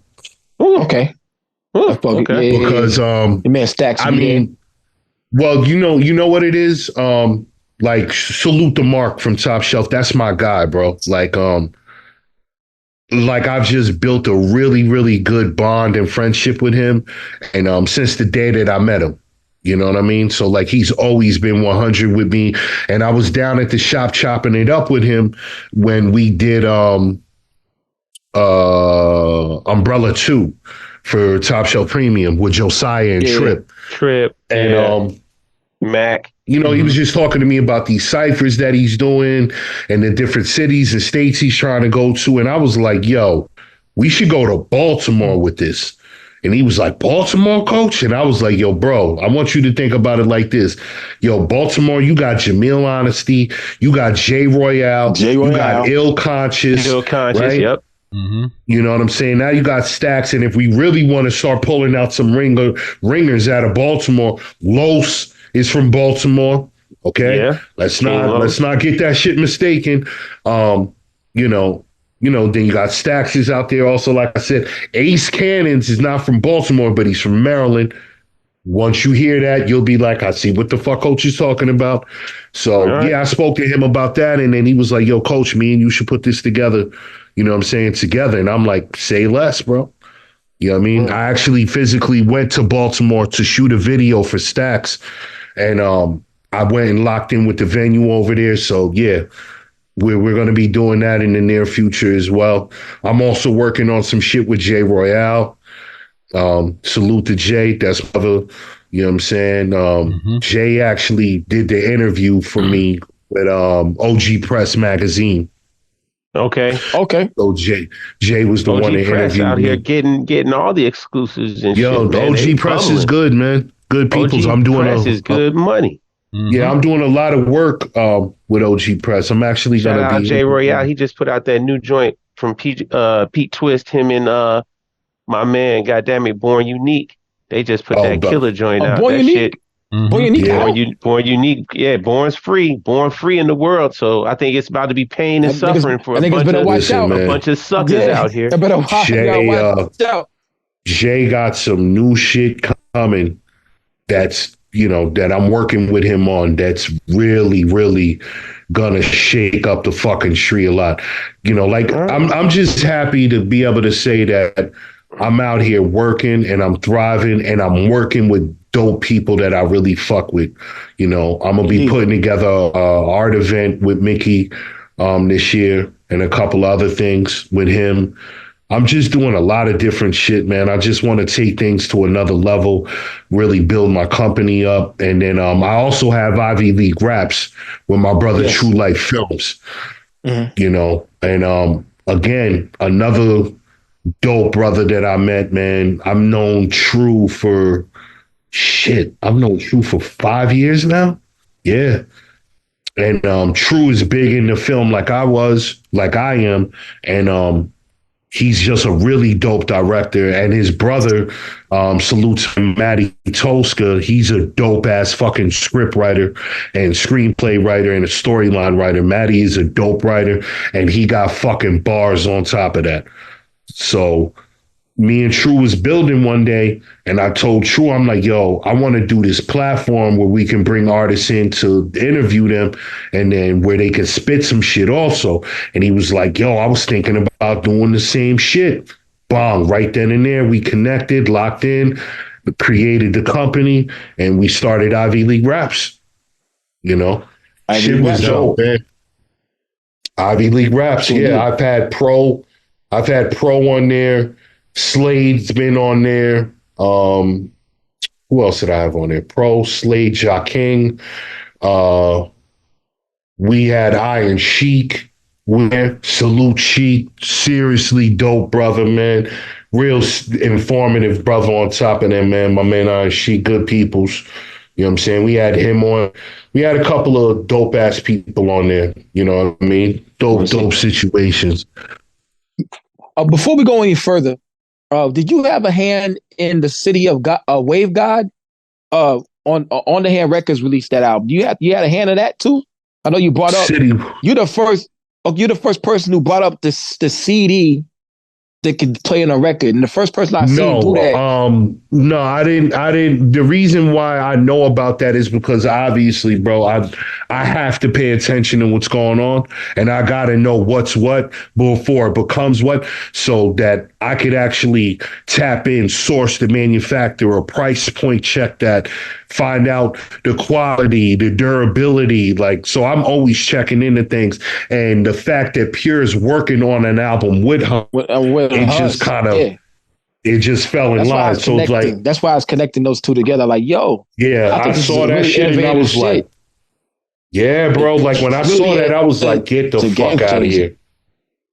Well, no, it's a huge game changer because, bro, like pressing vinyl is expensive, man. It is, and it's a sad thing. There's a lot of dope artists want to be in a position to, get yourself a little vinyl situation.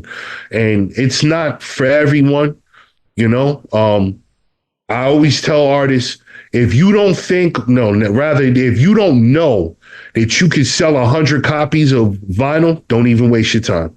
Yeah, that's science. It'll hurt you more than it'll help you if you don't sell. Trust me when I tell you that. I've seen that happen. Bro, I've done so many vinyl drops, brokered so many vinyl deals that I've lost count. I've lost count because I've had artists that done shit with Copenhagen, The Rap Wrinkle, Low Tech, Tuesday, OG Press. I got 3 other labels that I'm working with right now. Like there's too many fucking vinyl companies out here right now. What up? It's too many. I'm pause. I'm trying to get mine off too. You know what I'm saying? I know I can sell 100 records with this shit. I'm gonna sell it. But the information that you gave me, fuck the fans out here. I love y'all out there in radio land, but the information the coach gave me today, I'm gonna put it in motion. You know what I'm saying? It's been a very, very informative interview. You know what I'm saying? We gotta get you back on here too because we haven't even got into well everything. Over 2 hours. Yeah, we gotta kicking it. Yeah, I gotta go scrub the deck, Jack. Oh, shit. Oh, yeah. You over there with my copy. You're working. The niggas over there. But before we get out of here, like I said, you are the glue that holds the shit together, dude. Like the shit. And I thank you for you putting these guys in different places and positions. You know what I'm saying? Because it's helping us all. Your work is helping us continue to go on for 10 more years. I appreciate it. Real shit. No doubt. And I had no clue, G, that Germany was the spot. We need to make a sponsored ad to Germany or some shit. Show you a trend. I'm gonna show you something before we sign out, right?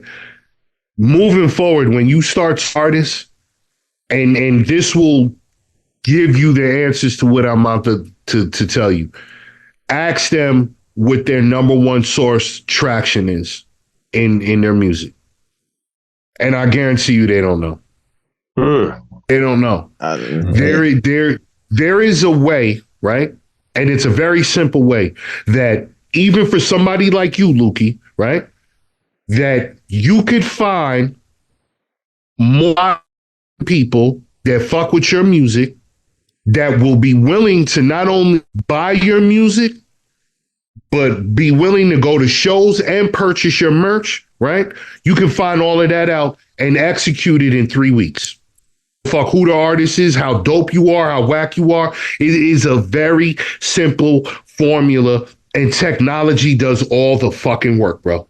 Let's do it. Technology does all the fucking work. The problem that most artists have, and I tell artists this all the time, we're in 2024, right? Everything that a label would do for an artist, the artist has to do for themselves now. DIY. Absolutely. They have to have all of the budget money to do your videos, your pressing. You want to do merch. You want to do any of these things. But more importantly, I try to, tell all artists, you need to market your music, because if you don't know who the fuck is listening to you, you don't know who your supporters are. If you don't know who your supporters are, you don't know where to direct traffic to, and you don't know who the fuck is buying your shit. So it's cool to just go out there and drop a video, right? Because most artists want to do this. I want to get known in the underground. I'm going to give my video to Pack of the Plug. Right. And I'm going to let Packer drop my and hope that everybody finds me. Right. Salute to Packer. You know what I'm saying? Yes. No, nothing against Packer. But here's the thing. Packer drops like 30 videos in a day. Mm-hmm. Right. Yeah. You can't rely on Packer or any other entity or platform to promote your music. Posting something on Instagram is only promoting something to your current base that is already following you, that is already listening to you. Hey, I got a new album dropping, right? Most artists think that's marketing. Marketing is directing your music, your ads to a group of people that don't know who the fuck you are. They don't know that you exist. They don't know that you have this album dropping. Those are the people that you want to tap in. That's where growth comes from, bro. Because if you don't have growth, you could be a dope artist, and I'm sure you guys are witnessing this right now. There's a lot of dope artists that come out every year, right? Their albums be dope for a week. Their album be dope for a month. And then you don't hear nothing about them for the rest of the year. Why? There was no marketing implemented. Everybody is blowing their shot on their album, just one shot. My album drops on Monday. That's it. Instagram, they post it. They get the shit jumping, and then they go off, and that's it. Nothing else happens after that, because nothing was applied to make it last longer. You got to be in people's faces every day in order for people to know that you got a new album out, you got a new single out. Most artists don't do that. When you're talking to these artists, ask them when you're talking to them, like, yo, where's your highest traction source at? Mm-hmm. Like, so where you popping at? You know what I mean? Like, Instagram is not that you're going to get to where you want to be with your music for real. Don't get me wrong. Instagram is like a director, right? You get on Instagram, you say, hey, guys, check this out. My album's out. This is where you need to go listen to it. That's what Instagram is there for. It's free. You go on there, you tell people what you got going on and where to go to do it. But most people are not following suit. They do that one day or they do it for a week. Yep. Bro, Instagram, if you can look this up, if you do not post a story and a reel every day for 33 days straight, you're not even in Instagram's algorithm. Which means if you got 4,000, 5,000 followers, you're not in the algorithm, you're only reaching 10%, which is 400, 500 people. You start busting that number down. Oh, out of that 400 or 500 people, how many people are actually clicking my post when they see it? Oh, you cut that number in half off top, 250. Okay, out of the people that are clicking it, how many are liking it or leaving a comment or sharing it? Cut that number all the way down from 250 to fucking 75. Right now, out of that 75, now keep in mind, we started with fucking 500 and we're down to 75. Out of that 75, how many are actually going to like your shit and comment? Well, you bust that down into 50. Now, once that hits 50, now how many of them people that liked your shit and commented and possibly shared your shit, how many of them are going to buy your vinyl or your tape or your CD when it drops? Bro, that number goes down to 5. 5. So in order for you to achieve 500, you got to reach out to over 50,000. Right. You know what I mean? You have to serve a higher number, bro. Trendy. Definitely. I know Jinsu the Guru has a whole strategy on that right there. I don't know if you're familiar with him. That is Mock Hami's cousin. I said there's like 7 degrees of separation. Now there's like 2. When I met this brother online, and he said my cousin got into it with a West Side Gun. I was like, word? He said, who's your cousin? He said, he's a rapper named Makami. It's like, nigga. All right, so boom. Everything, and I'm glad you had this information. The numbers do go down. Yeah. But I'm still not fretting. I'm fretting not, yo. Carl, what do we have before we get off here, man? Look, yeah, I know, we could easily go another 2 hours. Hell yeah, we could. Real shit. And Primo Jab sends his regards, but he had to clock in, so he couldn't hold out any longer. He was dead ass when he said he had to clock in? Yeah, I thought he was fucking on a around. boat. Yeah, he's working. Oh, shit. Yeah. Oh, okay. My bad, Primo. No, salute, bro. No. I know he would back up my sentiment. The reason we wanted to have you on, you're so integral to what happens with a lot of these artists. And, the gems that you dropped with us today are invaluable. And I hope that people tune in for all 2.5 hours of this, because, there was so much valuable content for an artist. Like, I'm sure a lot of them think that they can handle it on their own. But just listening to what, all of the different stages, and there's no way that you can operate that by yourself. And you definitely need a team if you want to push yourself. So I can't thank you enough for coming and hanging out with us. And we definitely need to get you back on. Listen, man, anytime y'all ever want me back on, bro, I'm always available for you guys, man. And thank you not only for having me on, but you guys always have a bunch of my artists on also. So thank you for that as well, man. It means more to me than you guys really know. Because to me, bro, there's nothing bigger than Abyss podcast. You know what I'm saying? Thank you. That's what's up, man. So, Abyss is the shit. So yeah, let me know, man. Tap in with me, and we will schedule part 2. Yes.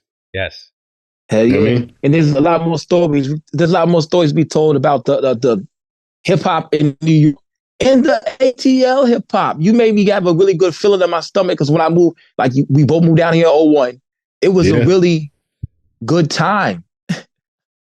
Oh, bro, I got, listen, bro, I got hip hop stories for days about underground shit that has happened at all of these events. I got a story for every one of them in Atlanta. Mm-hmm. Bro, I could tell you shit about being just real briefly. The day that they put up the BMF billboard, I was there. Mm-hmm. I was there when they put that billboard up on a highway. Right when they rolled the last part of it on the billboard, I happened to be driving by and I saw that shit and I was like, BMF is getting indicted, bro. It's over with. They're getting indicted, bro. Like I saw, because in New York, you could never put a fucking a drug cruise logo on a billboard on the West Side Highway and say the world is ours. No. No. That was a bad idea. It was a bad idea. Bad idea. Here's Roy, get out here. I'll tell you a story when I first moved down here. I think it was Tennessee State and FAMU playing at the Georgia Dome. That's when everybody could drive downtown. So we was driving down Peachtree. There's a line of motherfucking people at a club down there, close to 112. I was like, yo, let's go to that club right there. That's the motherfucking, let's go to that club. It's like, nah, man. My homie, that's like my cousin for my stepdad's nephew. So I guess it's my cousin. So boom, he's like, nah, man, we can't go to that club. It was by the Vortex. I was like, why can't we go to this club? The line's wrapped around. There gotta be a bunch of bitches in there. It was Bulldogs. Oh, that's the Fun Boy Club. Yeah, that's the Fun Boy Club. He's bro. like, no, you don't wanna go to that club. I was like, oh. Now listen, it'll throw you off. Yeah. It'll throw you off. You'll be thinking there's a bunch of chicks out there because there's a dude out there. You think it's a dude with a do-rag. He out there chilling and you pull up and it's like, no. No, listen, man. Want to go to Bulldogs. Listen, I was in Patti LaBelle's restaurant, right there off of Peachtree. And there were two linemen in there from the Atlanta Falcons. And they were both playing footsie under the table with each other. Fun Boy America. The very first time I heard the term metrosexual, it was when I was in Atlanta, bro. There's some wild shit happening in Atlanta, and I got some stories about shit that happened at 112 that night I could tell you on the next one. Yeah, but I got a lot of Atlanta stories that I could tell you that I went through some shit in Atlanta. East side Atlanta, first time I got robbed, first time I got a shotgun pulled on me. I still got the knot in my head. I got pistol whipped. A lot of stuff happened in Atlanta that is like, dang, man, I was really on some weird shit. Like, I could have died here. Nah, Atlanta's like the Wild West, especially right now. Well, Gucci Man was the king at that time when I was getting same. We had a lot of stories though, but we got tons of stories. It feels good. You was down here in 01. That's when I kind of grew up. Like I lived in the Midwest and I grew up here in Atlanta. You know what I'm saying? You was down here with $100 or more wet having beef with Ethiopian niggas. Coach, we are so glad to have you. We're gonna everybody look up Praise, Ace Cannon, you look up those guys. Yes. Bloodstains pages the song. Look for that shit. You know what I'm saying? Also, when you come back on here, we got to talk about the 5 subgenres of hip hop within our culture. This is really interesting stuff right here, G. Yeah, so y'all tune in to, and we gotta have part 2 on this shit. But shout out to Coach. Shout out to Primo Jab clocking in. Carl, you are the guy, you the man. You know what I'm saying? Coach, Lukey, thank you, brother. Carl. Thank you, bro. I appreciate you, man.